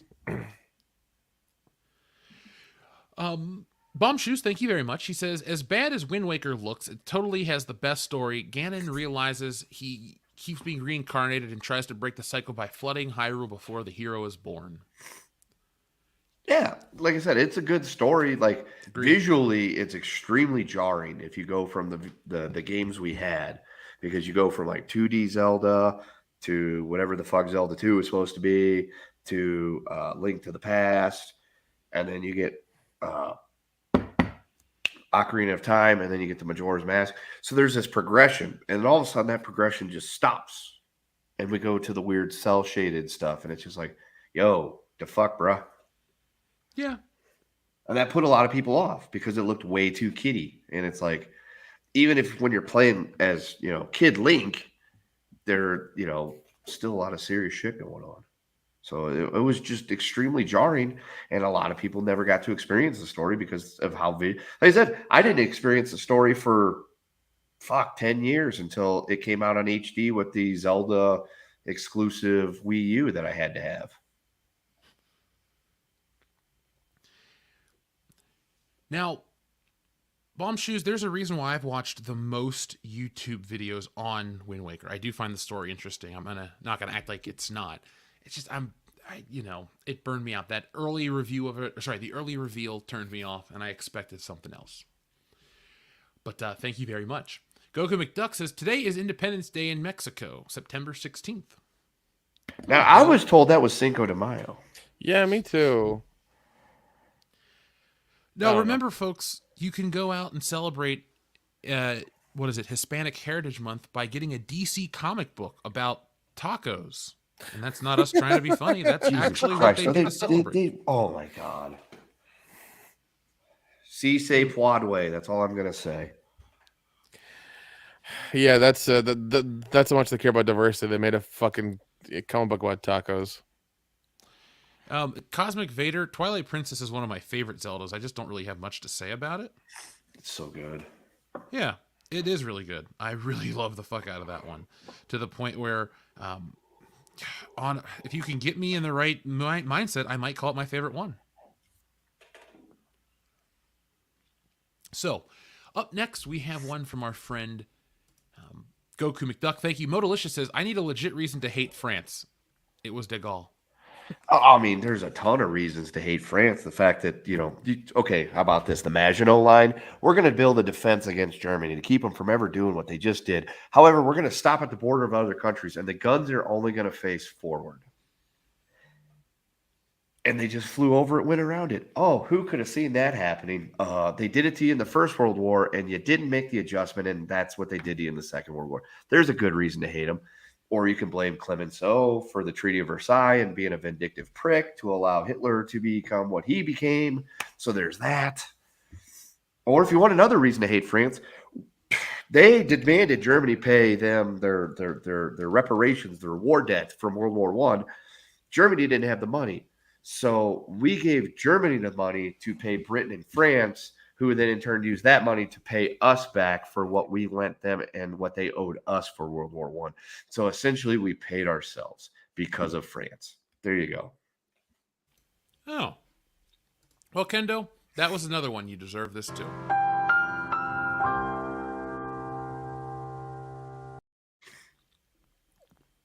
People can't say they listen to the show and never learn anything. That's true. You know what you're doing? If you keep teaching stuff on the show, we can become 501(c)(3) exempt and become a nonprofit.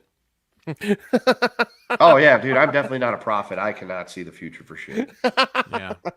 I don't know if you get drunk enough, maybe. All right, we'll stare into the ether and see what happens. There you go. The life of Kendo. Yeah, it'll be another night staring into the shit abyss. Adam Walford, for clarification, said it was the War of the Worlds from the 1956 version. Love that version. Love that version. It's that was so a lot of fun too. That version is so crazy. I remember the aliens in that version. Just like I remember they were in the house and just kind of like goes by behind them, and it's like it's just this thing that goes by, and then you see it. It's like this tricolored eye, two like stringy little fucking hands. Like that alien was so weird looking, man. It was fucking great. And the ships are great. Oh man. TLJ Screwjob, thank you very much. Fuck, Marry, Kill commentary teams. Gorilla Monsoon, Jesse Ventura, Jerry the King Lawler, and JR Jim Ross, or Kenny Blankenship and Vic Romano. Oh, this one just got easy. You marry Kenny Blankenship and Vic Romano, you fuck JR and Lawler, and you kill Monsoon and Ventura. The only way to make that one difficult is make it Monsoon and Heenan. Then you have a little bit of a tougher time. But, oh, yeah, you'd marry Kenny and Vic all day. Yeah. They taught me everything I need to know about hot Carls and Baba Ganoush. Thank you, boys. Nick? Yes. All right. Thank you. John Thomas. Some other YouTubers said Captain America and Iron Man were second-tier Marvel. Now, I'm a 70s, 80s kid, and Cap was as big as I remember and my favorite Marvel character. Also, there was a comic hero dressed like a knight, cape symbol, and the symbol was an Egyptian Ankh. You spelled Ankh incorrectly, but yes, I know what you're talking about. Well, Coach or Professor Kendo, you can give a report card at the end of the episode. Okay. Now, John Thomas, this comment has been made a lot, and I've made it myself, about Captain America and Iron Man being second-tier Marvel. In the 90s and 2000s, they were second-tier Marvel. You said right here, I'm a 70s, 80s kid, and Cap was as big as I remember. Well, I was born in 88.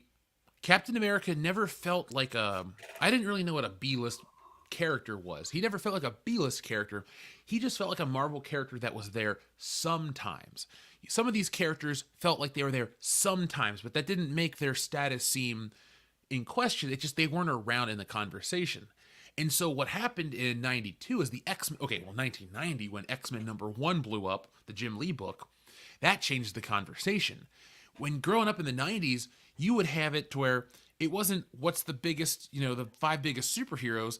If you did it that way, you'd have to say, except for including the X-Men, because you would start to list every X-Men character before you'd start to list, there's a point in time where Cable and Bishop were bigger deals than Captain America. And that's what we're talking about. That's that window of time where Captain America had that shitty movie in 1990 that really didn't do anything.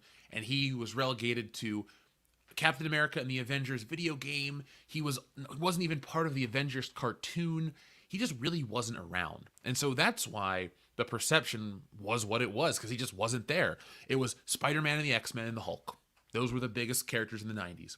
DC had Batman and Superman, but you didn't see a ton of their characters on TV before you got to Justice League Unlimited. So that's where a lot of that comes from.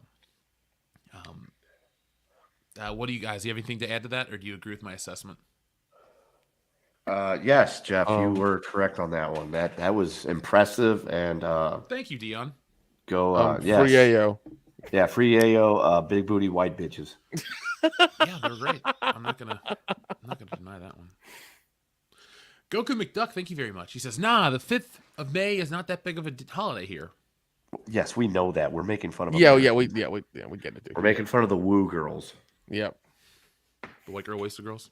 Yeah, the woo, Stigum and Mayo. I love guacamole. Those types. Oh, Karen's in the making. Yes. Yep. That's exactly what they are. Yep. The ones that they go to the Mexican restaurant and they're like, "Oh, sí, me gusta tacos, gracias." And you're like, "Oh God, damn those fucking people." You're like, "Oh shut shit." up. They're like, "Yo, they speak English, okay?" Oh man, those I remember going to Mexican restaurant with some friends and that happened. I was just like, "Oh my God, this is real. This is it's happening. Yeah. It's happening right now." Dude, that meme of Stephanie McMahon like smiling awkwardly and it says white girls when they say gracias at the Mexican restaurant is a true fucking thing. No, it is. Because it is. They always want to do that. They're like, gracias. And it's like, that's not how you say that. Just stop, please. They're going to spit in our burrito. Yeah. There's going to be some different special sauce in there. Yeah. You literally are about to eat like 6 dudes. Okay. The whole kitchen. Oh, jeez. That's not queso, honey. I think I'm going to puke. Let's move on. God. Our friend Bombshoe says, "You can't blame the French military for losing World War II when they had over 50 prime ministers in like 30 years. Oh, I can and I will, okay? So, again, the Maginot Line, great job. But here's the problem. In order to potentially deal with a possible German threat in the future, because we don't want to have that happen again, they built that up, spent all their money on that, and then never bothered to, like, you know, re-equip the rest of the army. They didn't get better arms. They didn't get better tanks. They didn't get better airplanes. They didn't get better anything because they thought if the Germans try it again, we'll have the Maginot Line and we'll be able to stop them and we'll be able to slow them down like we did in World War I. And the Germans were like, yo, we're just going to go around that shit. So, and then after France fell, half of them joined the fucking Germans, okay? The Vichy French, look it up. So fuck them. There you go. Hey, that other dude, there's another reason to hate the French. They slept with the enemy, literally. TLJ Screwjob. LOL. Karen's in the making. Sounds like a Richard Tanner horror movie waiting to happen. Dude, wait, no, actually give him ideas. Nick, take it to Rich. All right, I'm gonna see him tomorrow anyway, so yeah, I'll take it to him. We should make Karen's the animated series. There's money. It's the animated series. Dude, that would work. Dude, that could be the next comic book idea, Karen's, and then make it like blood dripping font. And it's about how everybody just wants to like rip their own eyeballs out whenever a Karen starts talking. Maybe we'll do one in the future. Maybe we'll put out one magazine-sized book, kind of like a Mad or a Heavy Metal, like an anthology, just full of these random ideas we've had on the show. Yeah. We'll call it like a WCBS Presents. Yeah. And just, you know, the best of the best ideas. There we go. It's like a tome, an anthology. I like it. I'm in. There we are. So, guys, Watchmen of Yah sends in another super chat. Thank you, Watchmen of Yah. I think we need more of the more you know moments from our dear old Professor Kendo. Well, folks, you can dictate them by asking Kendo history questions or making statements about history, and Kendo will wrong. comment on them. So, like, FDR got us out of the Depression. No, he didn't. World War II did. wait, people didn't think World War II got us out of the Depression? No, because a lot of people think FDR's policies got us out of it. Okay, in the last 25 years or so, people have been okay. So, like, presidential, like, looking back on the past, like with the rose-colored glasses and stuff, changes each generational thing, and certain presidents don't live up to what they were when we were younger type situation. Like old Woodrow Wilson there, the scourge of the 20th century, piece of shit. He used to be considered one of the greatest presidents of all time, but now he's starting to fall down the list. Lincoln and Washington, though, they always still rank it real high because, well, they were fucking great. Well, Lincoln was a bit of a dictator, but that, you know, apples and oranges type situation there. Well, hold on. It deserves a button.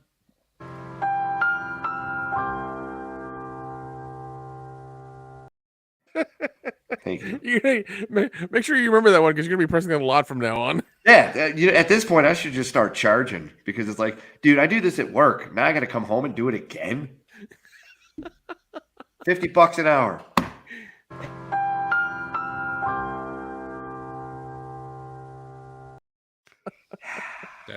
That's it. We all learned the price. Yes, Alexander. Andy sold us out to the Rooskies.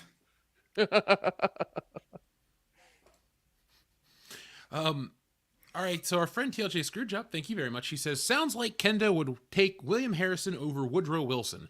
Harrison got pneumonia at his inauguration and died after 3 weeks. Yes. For your information, Nick and Jeff. That is true. But you know what? That should qualify him as one of the best presidents we ever had because the country was just in as good a shape as it was when he left it, when he found it. We can't say that for every president we've ever had because a lot of them have left it in worse shape than when they found it. That's funny.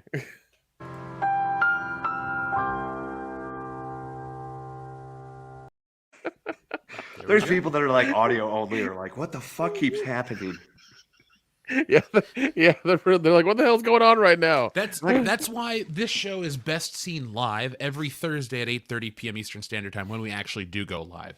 But Friday was another fun and enjoyable night. I mean, I'm more enriched culturally than I was before the show started, and so everyone else has become better by listening to the show. So, folks, tell everyone that WCBS makes you a better person. Kendo is a prostitute for knowledge, says Clone Geek. I'm not sure how to take that, but okay. Nor do I. Like, wait, am I selling myself for knowledge, or do you have to buy me to get the knowledge? That's a new T-shirt. Kendo Slice, knowledge prostitute. Yeah, I'll take it. That's fine. Just I'll give you the best, like, nonchalant, me not noticing the cameras there picture for you to put on there too. Just like a picture of me, like, huh? There we go. Like a picture of me, like when I get Whataburger, and I just got that look on my face, like, whoa, here we go. TLJ Screwjob says, okay, Kendo, 46 or Wilson? Okay, so current politics, no, because in order to really judge a president's impact, you got to wait a while. You can go with the heat of the moment feelings about what's going on, but you got to give it a while to see like the impacts of everything that they've done in office 20 years down the line type things. Like we're just now getting to the point where we can actually see like what Bush and Clinton did in office and like the knock-on effects that have happened because of that. So I honestly can't really judge any president over the last, like, maybe start to get into, the first Bush because he was super popular after 9/11. And then he kind of went sideways with the wars in Afghanistan and Iraq. Like at first we knew why we were there and there was a good reason.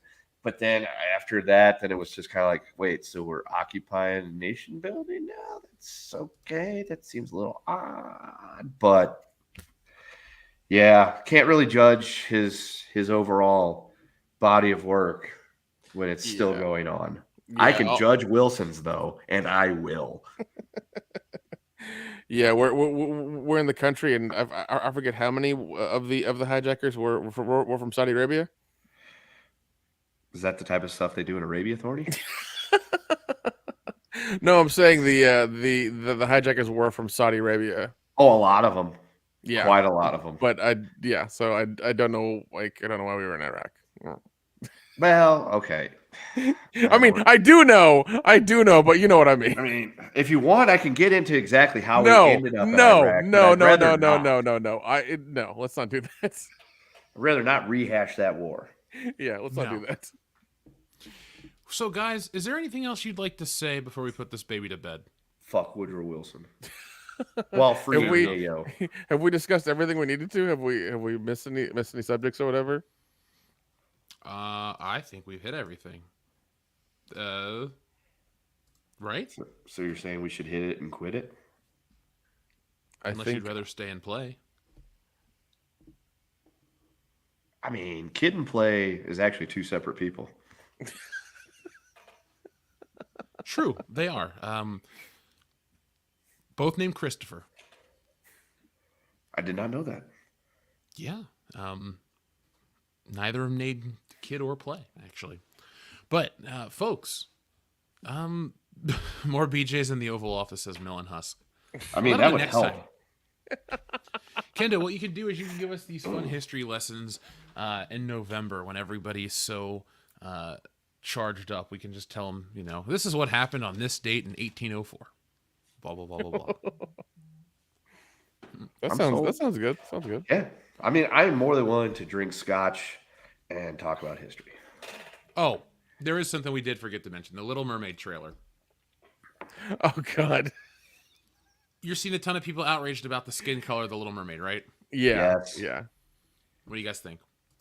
Why? Dude, I'm so far removed from Disney right now. I could give a shit less, in all honesty. I just don't care. I understand. Well, I mean, okay, it's low hang. It's really shitty for them to do that because they're like saying, hey, here's diversity. We're changing the skin color, but that's really dumb because ever since 80, I think 88 or 89 when the movie came out, she's been white, and all of a sudden you're just like, oh, we're gonna make her black now. That seems really shitty and lazy from Hollywood. That's stupid. That's dumb. What they should do is make their own character and then make her black and make it a whole different thing. Well, But this Hollywood, this Disney, they're not going to do that. And then they do that. And honestly, anybody who thinks it's stunning and brave is a fucking moron. So I've got two schools of thought on the matter. The first one being that as a man that is staring down the barrel of 30 in a couple months, I really don't care because it's Little Mermaid. It's not something that ever mattered in my life. The other part wants to make a joke about black people in swimming. So I was going to do that, but I'm like, no. Yeah, let me do it. I'll take the heat. Okay. I'm already going to get it. So there's that. But I mean, I see that. And it's like, okay. But I personally think that if we're going to do it this way, if you have to race swap for the sake of doing it, it has to be fair. They always talk about equity, Nick. Equity. The equitable thing to do is make Black Panther 2 a white guy. That's only fair. You're not wrong. Listen. It can't be just a one-way street all the time. Listen, make Black Panther 2 Elon Musk, okay? That's what I say. I'd watch that. Sure. He's African. He's from Africa. He's African. That would work. Yeah. There's your box checked. So yeah. It wouldn't be the first. And he's autistic, so there you go. You got that going too. There you go. Yeah, there you go. Oh, guys, hold on. We just had a super chat, so we got to press the button. Shit, where is it at? Here it is. You know, they say all men are created equal, but you look at me and you look at Small Joe, and you can see that statement is not true. See, normally if you go one-on-one with another wrestler, you got a 50-50 chance of winning. But I'm a genetic freak, and I'm not normal. So you got a 25% at best at beating me. And then you add Kurt Angle to the mix, your chances of winning drastically go down. See, the three-way at Sacrifice, you got a 33 1/3 chance of winning. But I got a 66 2/3 chance of winning because Kurt Angle knows he can't beat me, and he's not even going to try. So, Samoa Joe, you take your 33 1/3 chance minus my 25% chance, and you got an 8 1/3 chance of winning at Sacrifice. But then you take my 75% chance of winning, if we used to go one-on-one, and then add 66 2/3%, I got 141 2/3 chance of winning at Sacrifice. See, Joe, the numbers don't lie, and they spell disaster for you at Sacrifice. Yeah. And the Germans went around and still took them over. So, Bombshoe says, every other leader defunded or refunded the military, and the Maginot Line was a requirement because of all the iron was on the border with Germany and needed protection. Nobody, including the Germans, expected the Blitzkrieg from the Ghost Squadron. Okay, so yes, all right. So here's the problem: the the Kraut plan for the Germans and the First World War was to essentially go around the border of France, go through, and just plunge straight through to Paris. That was the plan they had in the First World War. France said, well, if they do it, they're going to come through here and they're going to do that again. We got to protect everything like Alsace and Lorraine. So we're going to build the Maginot Line, and that's going to magically protect us from all these evil Germans. So what the Germans do, they said, they've got this huge fortification there. Let's go around like we did in World War I and go through Belgium and shit, and we'll just make a straight, direct fucking line to Paris. And they pretty much did. Because the French put everything into one defense stand, and the Germans just said, fuck it, we're going to go around it and over it. And they blitzkrieged the shit out of them. And they took Paris in like 6 weeks.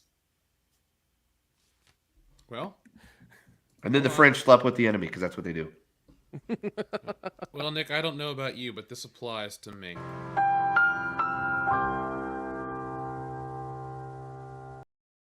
I love it. I love it. Please do that every fucking time. I have no problem with that. I really don't. See, Kendo, you make me feel like I didn't pay attention in high school, and I was a good student, but I don't know what the fuck you're talking about. So that's because they don't really get into that stuff. Usually in the American system, when you learn about World War I and World War II, it's, well, in World War I, you know, we showed up and we beat the shit out of the Hun. And it's like, okay, while accurate, we were kind of like it was like down to like the 2-yard line, and we were the big fat fullback that just plunged the ball into the end zone. We showed up towards the end because it wasn't our war. It was a bunch of European powers just slapping each other in the face and acting like a bunch of bitches. And we're like, we ain't getting involved in that shit. Although secretly that motherfucking Woodrow Wilson wanted us in the entire fucking time. And if Teddy Roosevelt had gotten elected president, we'd have gotten into that shit sooner, fixed the problem, and we wouldn't have these problems that we have today. But no, Woodrow Wilson was a cunt. Anyway, so I don't remember where I was going with that. Oh, and then World War II, yeah, nothing happened until the Japanese bombed us, and then we went and fought them and the Germans too at a time. Well, that's how they teach it here. It's different though. Okay. You don't get the really good details. You just get the highlight film of America kicking ass in World War II. I mean, we are back-to-back World War champions, and we should sing that loud and proud because, I mean, fuck, we're undefeated. Germany can't say that. That's true. At least in world wars. I mean, we've lost other stuff. Not our fault. Hey man, at least we didn't lose a war to a bunch of birds, you know? That's important. That's true. Yeah. John Thomas asked, by the way, Bomb Shoes, thank you very much for that mega super yes, duper thank chat. you. That's why you got the super button for it. John Thomas, thank you very much. Germany gets disproportionate blame for World War I when Austria was so inept to defeat Serbia and Brits, and French encouraged Russia. Okay, so my senior paper I wrote was about the coverage of the assassination of Archduke Francis Ferdinand, the guy, not the Scottish band. And yes, Austro-Hungarian Empire was very bullish towards Serbians and the Balkan states and things like that. And when the first assassination attempt had happened on the Archduke and stuff during that day, they should have called everything off, but they continued to march forward about everything. And then he ended up getting shot because the guy made a wrong fucking turn. Oh, how, fates happen to do things. Guy makes a wrong turn. Archduke gets, blah, and we got World War I on our hands. I don't know where the English come into play. I mean, where was that again? Because I don't think the English didn't fight. Okay, yeah, it was essentially a bunch of alliances. So Austro-Hungarian Empire declared war on the Serbians. So then the Russians had to declare war on the Austro-Hungarian Empire, which made the Germans have to declare war on everybody, on those guys, which then made France and Britain have to declare war on the Germans, and that's how we got to it was essentially a bunch of like those mutual protection pacts. Like, hey Jeff, if somebody starts shit with me, you guys start shit with them too. And then Nick starts shit with me. And you're like, I didn't want to fucking fight Nick, but god damn it, I got this pact. And then yes, Germany was blamed for everything, and that's what caused World War II to happen, because you had this entire generation of Germans feeling to be made miserable, living in oppressed times, horrible economic states, and being told that they were responsible. They were the sole reason why everything was so bad in Europe. And then this guy comes along that tells everybody, hey, you're Germans, you're great people, and we're going to show the world we're great. I just need you to follow me. And that's how we got World War II. Well, hold on, because that gets this.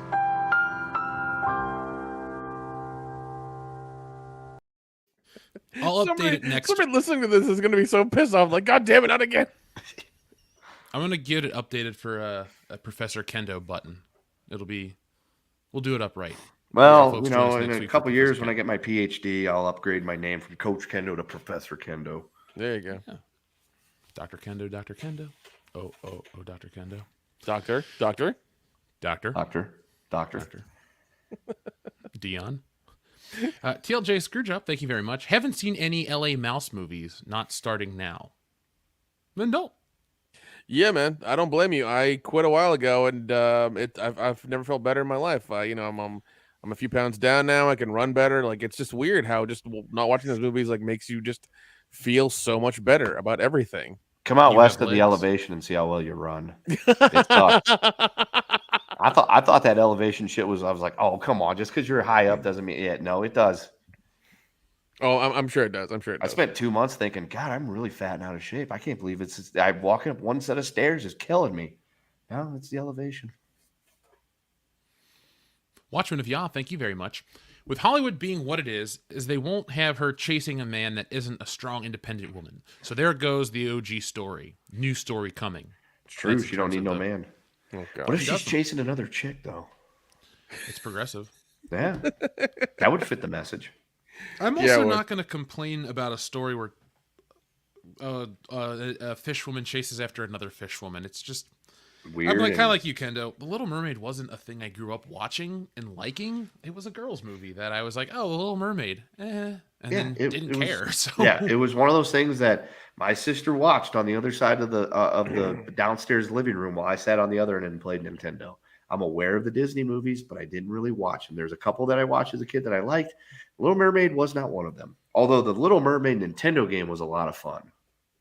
It was so weird. It was so strange. Wasn't as good as DuckTales, bro. Oh, DuckTales was so much fun. Oh, no, DuckTales was incredible. So much fun. Oh my gosh. Yeah. I mean, yeah, I just don't care, but I mean what this is what they want to do. This is what Disney's been doing. And even then we knew about this when they cast her like last year or whenever the hell this went down. Like we knew about this back then. So I do love that Melissa McCarthy is Ursula. Well, I think this is one of those things where it's like this movie is cast and reported on to try to like get people to get outraged on the internet. Yeah, no, that's what it is. Yeah, that's what it is. Yeah. And at the same time, I do have to ask the people that are getting outraged, why the fuck do you care? You don't care about The Little Mermaid. You're looking for easy clicks and views because it fits in with what you do. Like, let's not treat this the same way as other shit. It's stupid, but it's not the same thing. It's dumb. Yeah. Well, I do love how they made the fat white woman the enemy. That's hilarious. Aren't they always? I'm glad you said it and I didn't. Well, you're welcome. Yeah. You thought I don't know, man. Yeah, John Thomas. Yeah, I just. Yeah. Thank you. He says, also, without Wilson violation of the U.S. neutrality, there's no Mexican telegram. Well, Can't do there, buddy. We'll come back to that one. I can't answer this question. I don't know enough. I've never been to Mexico. TLJ Screwjob, thank you very much. He says, literally in an article, Snow White race swap actress and Little Mermaid race swap actress, quote, movies won't be about chasing men. Then, cool. That's fine. I'm not gonna watch either of them. Yeah, you're not gonna sell me on your progressivism. You're also not gonna sell me on your bullshit story. I'm a man. I don't want to watch Snow White. I don't want to watch The Little Mermaid. I'm not 5 years old anymore. I wasn't enthralled with these fucking. Look, I'm a creator. I make my own shit. I like my own kind of stories. If you were to ask me to sit down and write books about stuff I want, which I do, I'm not telling fantasy stories about Snow White and The Little Mermaid. I'm writing shit about. Fuck, we got a book called Tits and Art coming out. What do you expect me to want? Do you think I'm really going to be worried about Little Mermaid and Snow White? No, Jeff, you need to write a story about black elves. Okay, that's what you need to do. Blelves. That's true. Blelves. Yeah, Blelves. Just call the story Blelves. It's like Baps, but different. Oh God. Oh man. Kendo, now that you're back, John Thomas said, without Wilson's violation of the U.S. neutrality, there's no Mexican telegram. Oh, okay. So he's talking about the Zimmerman telegram. Maybe. Look, all I know is this. Wilson, the world would have been better off if he ended up as a brown stain on the mattress. That's all I'm going to say. Or if maybe Teddy Roosevelt would have just not been a total prick about things in the election of 1912. Which, by the way, there's this really fun game you can play on the internet called the Campaign Trail game, where you can take over various different, campaigns in history and run as that candidate and try to do better. I had a devil of the time trying to win with President Gerald Ford to beat Jimmy Carter. That's a hard one to do. But I did have a lot of fun using Stephen Douglas to keep Abraham Lincoln from winning, which would have just caused immense problems for the country in 1860. So try that out, folks, if you're interested. Like, I was able to win the 2020 election as Donald Trump by just not being crazy.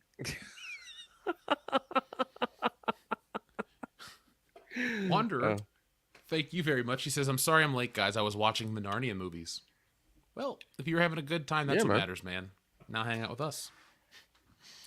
We're going to be here for a few more minutes. Watchman of Yas says, thank you, Professor Kendo. The more you know. Well, you got me to say the words, so...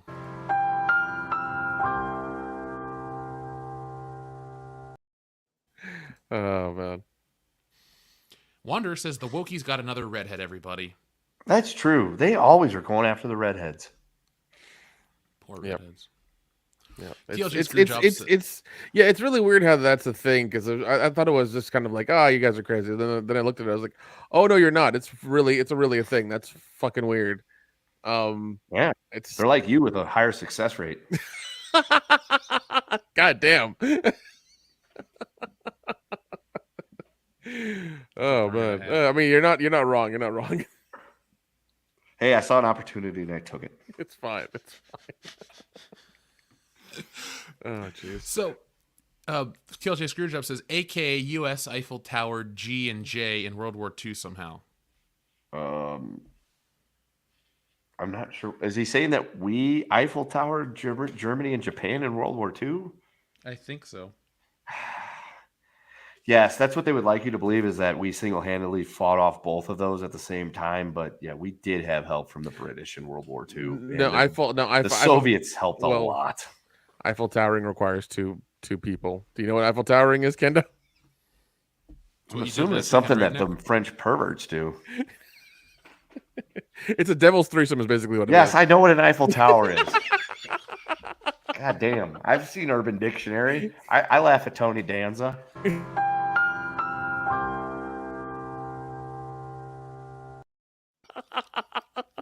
That was not the time to do that, but I understood what you did. Oh, I learned a lot. That's like taking notes. Wait, that's what that means? Damn. I gotta call a friend. Dude, there we go. There's a sketch. Threesome phone a friend things. So it's like, Who Wants to Be a Millionaire? It's like, who wants to be in a threesome? And you can do the phone a friend thing. Hey, dude, you want to spit roast this chick with me? Yeah, I'll be right over. Write this down, Kendo. Poll the audience, like which audience member should get to go out there and actually poll the person that's there. There you go. We just got to dig up Regis Philbin. That'd be one hell of a show. Watchman of Yas says, Professor Who was the general who said nuts to the Germans? General Anthony McAuliffe. And he also asks for the Top Gun button, please. So I didn't know that was the general.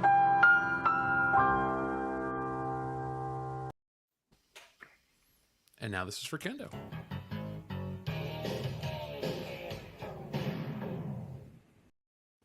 Yeah, actually, if you ever watch Band of Brothers, there's an episode about when they get stuck in Bastogne.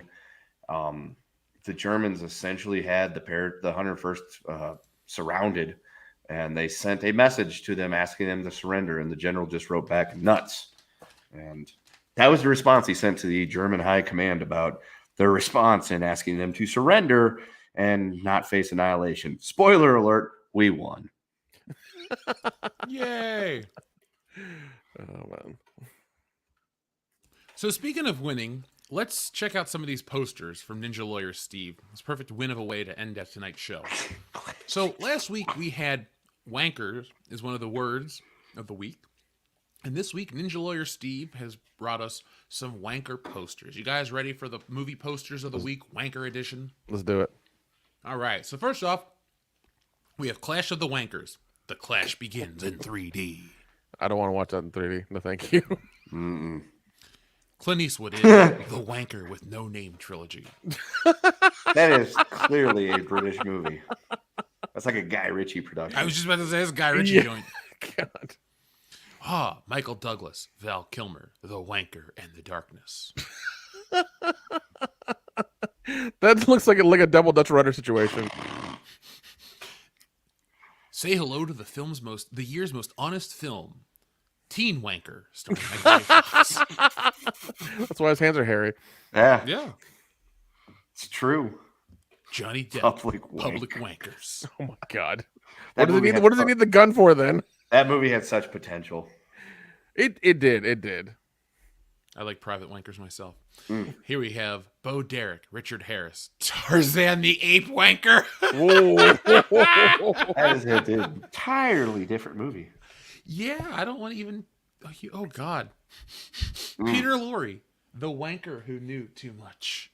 Oh my God. You can never trust a wanker that knows too much.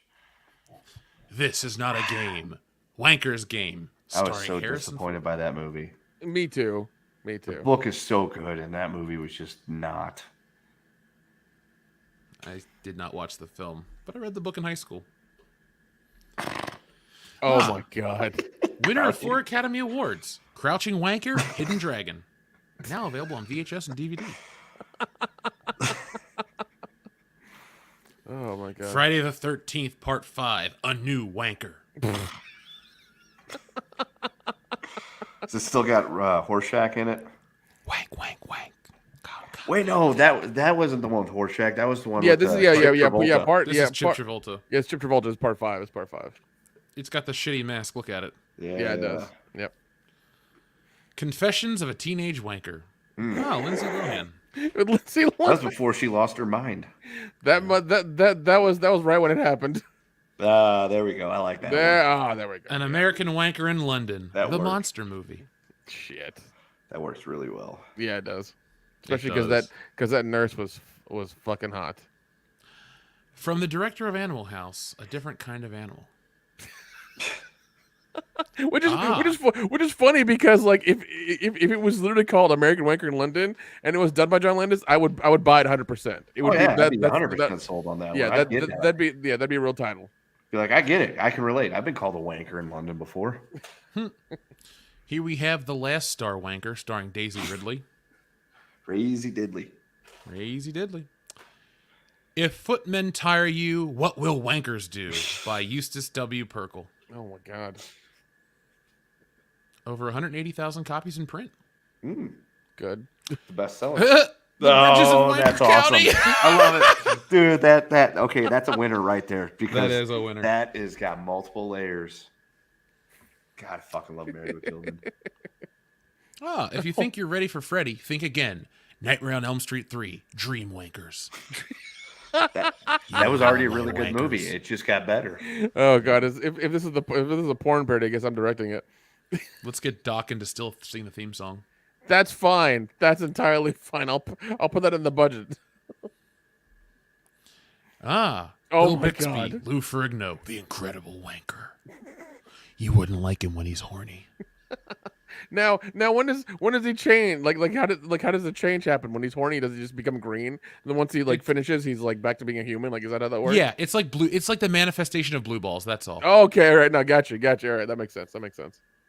You won't like him when he's hard. Now, this one impresses me because all you have to change is one letter, and you go from Walker Texas Ranger to Wanker Texas Ranger, and I'm down. Or you could have Walker Texas Wanker. Oh yeah, you could have Walker Texas Wanker. Even Walker Wanker Ranger would work too. Yeah. It works in all 3 phases. It does. Either way, he told me I have AIDS.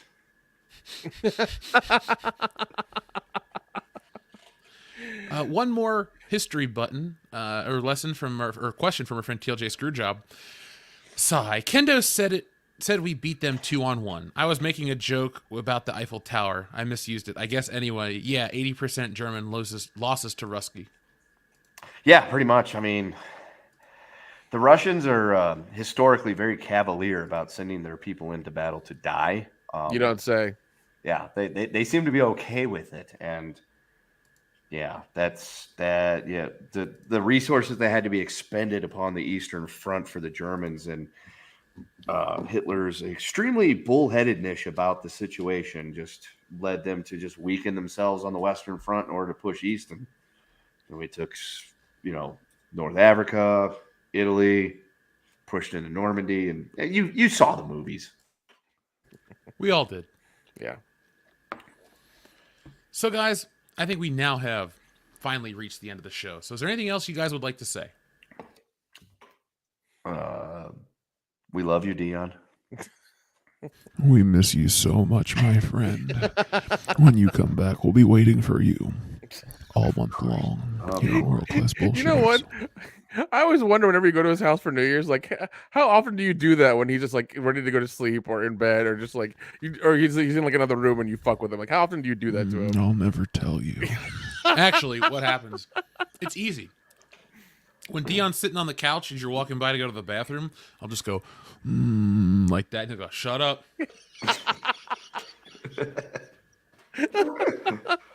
It's the best when we're like drinking out on the balcony, and I can use, I'll muffle my hand and use the reverberation off the door a little bit, like, oh, Dion, and all that shit just to fuck with him.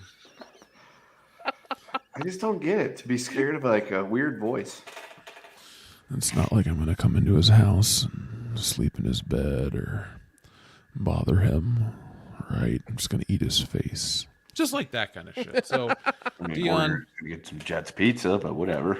We could get Jets pizza with extra buttery, garlicky crust. And extra cheese. Dude, Jets pizza right now with some turbo crust would be fucking phenomenal.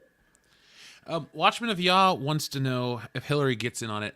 Here's how, folks, this is a great way to end the show. I'm going to tell you how into trolling Dion the people in my life are. My mom likes to troll Dion. Oh my God, yes she does. Yes, she constantly. Does. What she does is Hillary loves the show Friends. Dion hates the show Friends. I once bought Hillary a Friends poster, and she was so excited, and Dion was like, fuck this show, fuck this poster, blah, blah, blah, blah, blah. So I told my mom his reaction, and she thought it was so funny. So I shit you not, every year for Christmas, my mom goes out of her way to get Hillary a gift basket full of nothing but merchandise from Friends. Nice. This year, I already saw what we got. I was just at home the other day, and my mom's like, look what I got for Hillary for Christmas. I'm like, Jesus Christ, Mom, where did you get all this shit? She gets more Christmas gifts for Dion or Hillary than Dion, and the whole point is to troll Dion by filling up his apartment with nothing but Friends gifts. So there's been this abundant of Friends stuff over the year just piling up somewhere. Yes. We went to we were up at his house for New Year's, and Hillary was making us breakfast, and I was drinking coffee out of a fucking Central Perk mug. Oh my God. So I love that your mom was playing the goddamn long game, just constantly like bombarding him every year with this every shit. year. So folks, if you want to play the long game and troll Dion with Friends merchandise, you can send stuff to the P.O. Box here, 14320 Ventura Boulevard, Suite 163, Sherman Oaks, California, 91423, care of Dion. I will make sure Dion gets everything this holiday season. Speaking of holiday season, folks, make sure you sign up for Tits and Art Volume 1 right now. It is a big 11x17, beautiful art book featuring lovely women, lovely scenarios. This volume is titled Seductive Fantasy. So you're going to get wonderful art from me, and I'm working with artists from all over the world. We have paintings, digital work, all kinds of cool stuff in this book. And this is something I wanted to bring to you because it's what I love to do, create beautiful art and, feature some hot, sexy women in the process. So signups for that are available right now. And the reason I bring it up in the holiday is because this is a 30-day campaign guaranteed to get you to you by Christmas. So be on the lookout for the sign up. It'll be live next Friday. We'll have a big special announcement, and we have all kinds of special things planned throughout the entire campaign. So our friend John Thomas says, Devil and Miss Cones is a religious movie. Analyze the character arc and see I'm right. Okay. I have never heard of that.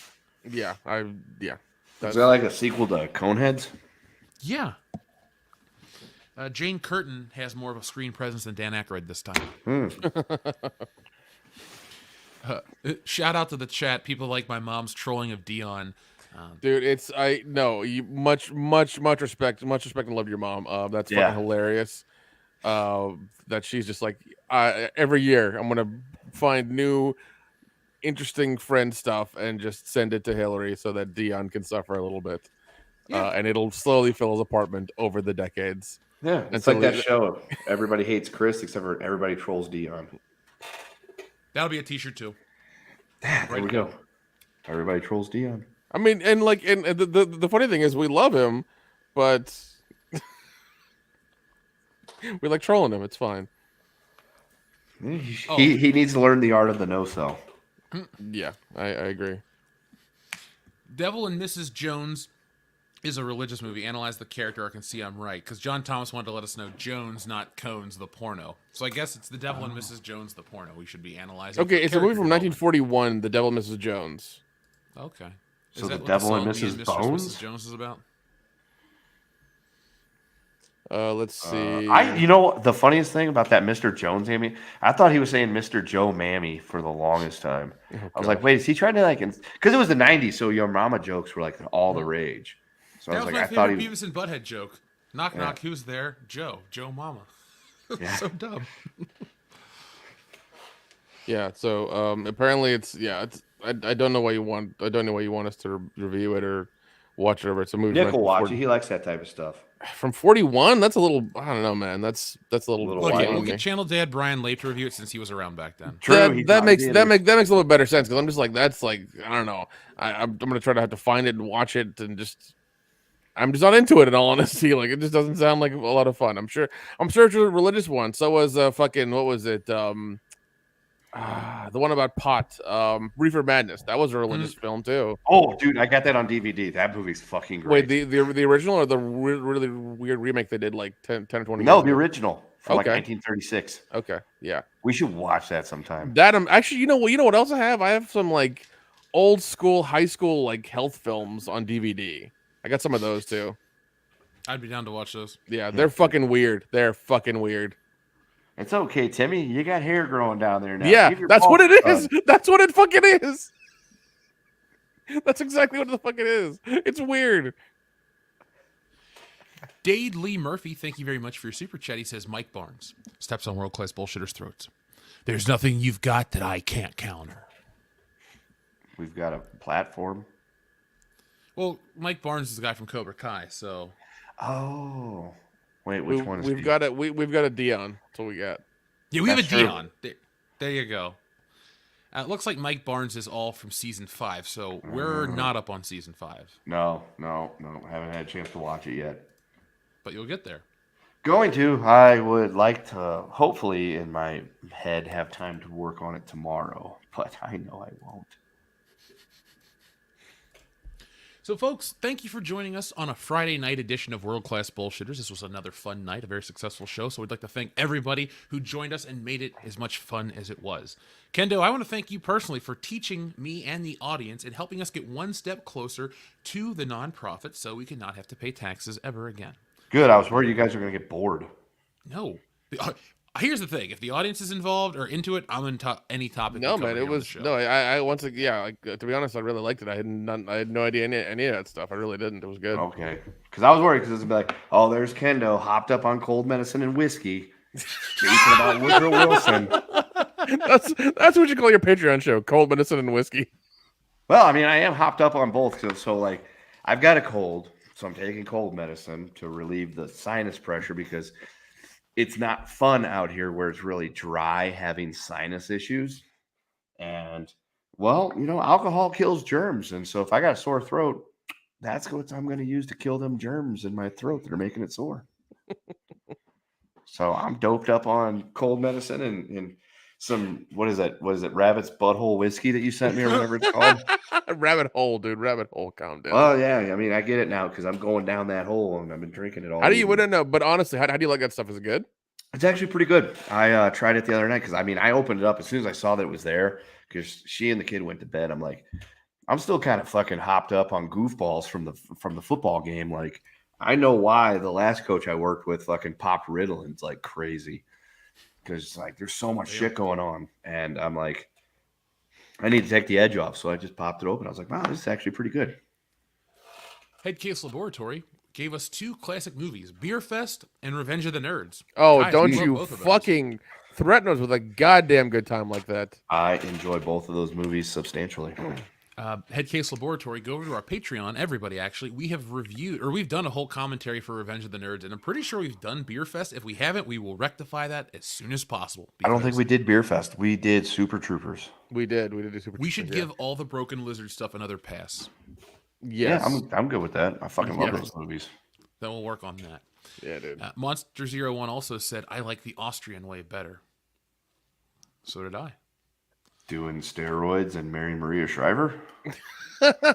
No, Last Crusade. Remember when he said goodbye? This is how he said goodbye in Germany, and the fucking Nazi punches Indiana Jones in the face, and he hits his dad. You know, the recoil, and then in Austria, that she kisses him, and Sean Connery was like, "I like the Austrian way better." So Sean Connery did steroids? Yes, clearly. Haven't you ever seen the James Bond films? That dude is fucking ripped. Where does Maria Shriver come into this? Hyannisport. Oh, Yeah. Because she's a Kennedy. That's what happens, because of that. Well, that's not the only thing that happens at Kennedy's, but we don't have time for that right now. Yeah, you can get away with anything if your last name is Kennedy. You might die though. Oh no, you won't die. You kill somebody and you can still get away with it. That's only if you're Ted Kennedy. Robert and John, they did not fare as well. That's true. Sirhan got to him first hand. So. Oh, I like that. Here we go. Which, back to the Band of Brothers thing, one of the guys from Band of Brothers prosecuted Sirhan. Oh, I was not. You know what? Hold on, one more.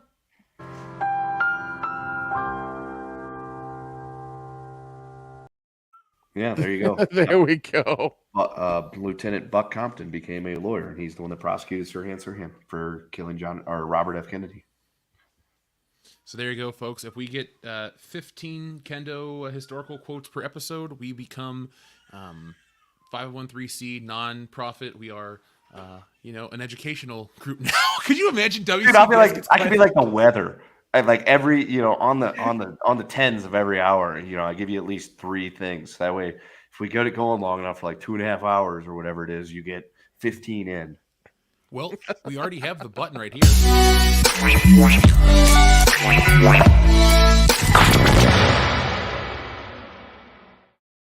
Yes, there was allegations of voter fraud that helped John F. Kennedy win the 1960 election, maybe, and then they think that might have led to him getting shot and killed in Dealey Plaza. However, it was probably just Lee Harvey Oswald. Secondly, Robert F. Kennedy was killed by Sirhan. They named a football stadium after him. And last but not least, Lyndon Baines Johnson escalated things into Vietnam, which was a big boondoggle, and he lied about it the whole time, but he was always involved in escalation because of the American way and spreading democracy.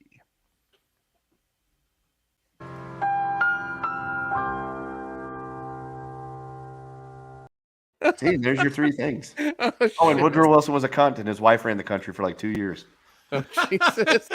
So, folks, if you want to come back and hear more about Kendo's vendetta against Woodrow Wilson, and you do, join us on Thursday, our traditional normal time, for episode 325 of World Class Bullshitters. And as you know, if an episode has a 5 in it, we like to do something extra special. So join us on Thursday for that.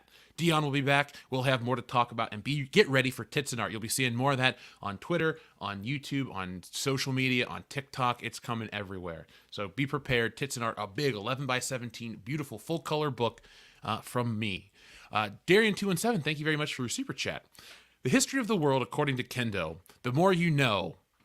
Remember, chat, now there's a quiz next week. We could do that. On World Class Bullshit, like the website, like we can create a quiz each week, and like people could like answer it. And whoever gets the most can have it entered into a chance to win a prize. We should start. I'll just build the website. I bought all the domains for everything. The only problem is in the day and age of like being able to Google shit and look things up and like find answers, I got to come up with something that's like just retardedly like off the wall stuff. Like, Woodrow Wilson was A, cunt, B, piece of shit, C, great president, or D, piece of fucking shit cunt. So there's like 3 good answers there. Well, I want you to tell me how you felt about Herbert Hoover next week. Okay, yeah, I'll get into it next week. He was about to go down the tangent. Yeah, he gets a lot of shit for the Depression, and it wasn't so much his fault. It was, God damn it, dude, seriously, fuck that guy. We're gonna have a Woodrow Wilson button next week. We'll figure some shit out. You know what?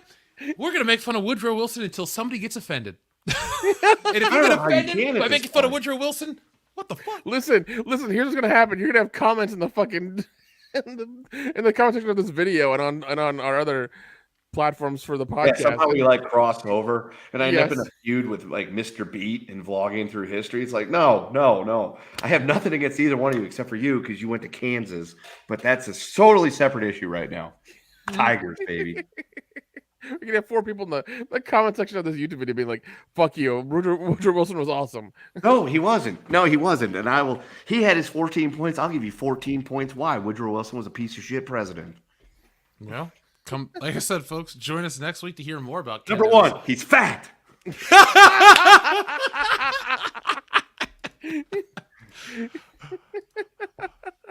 All right, guys. So is there anything else you do want to say before we go? No, I'm good.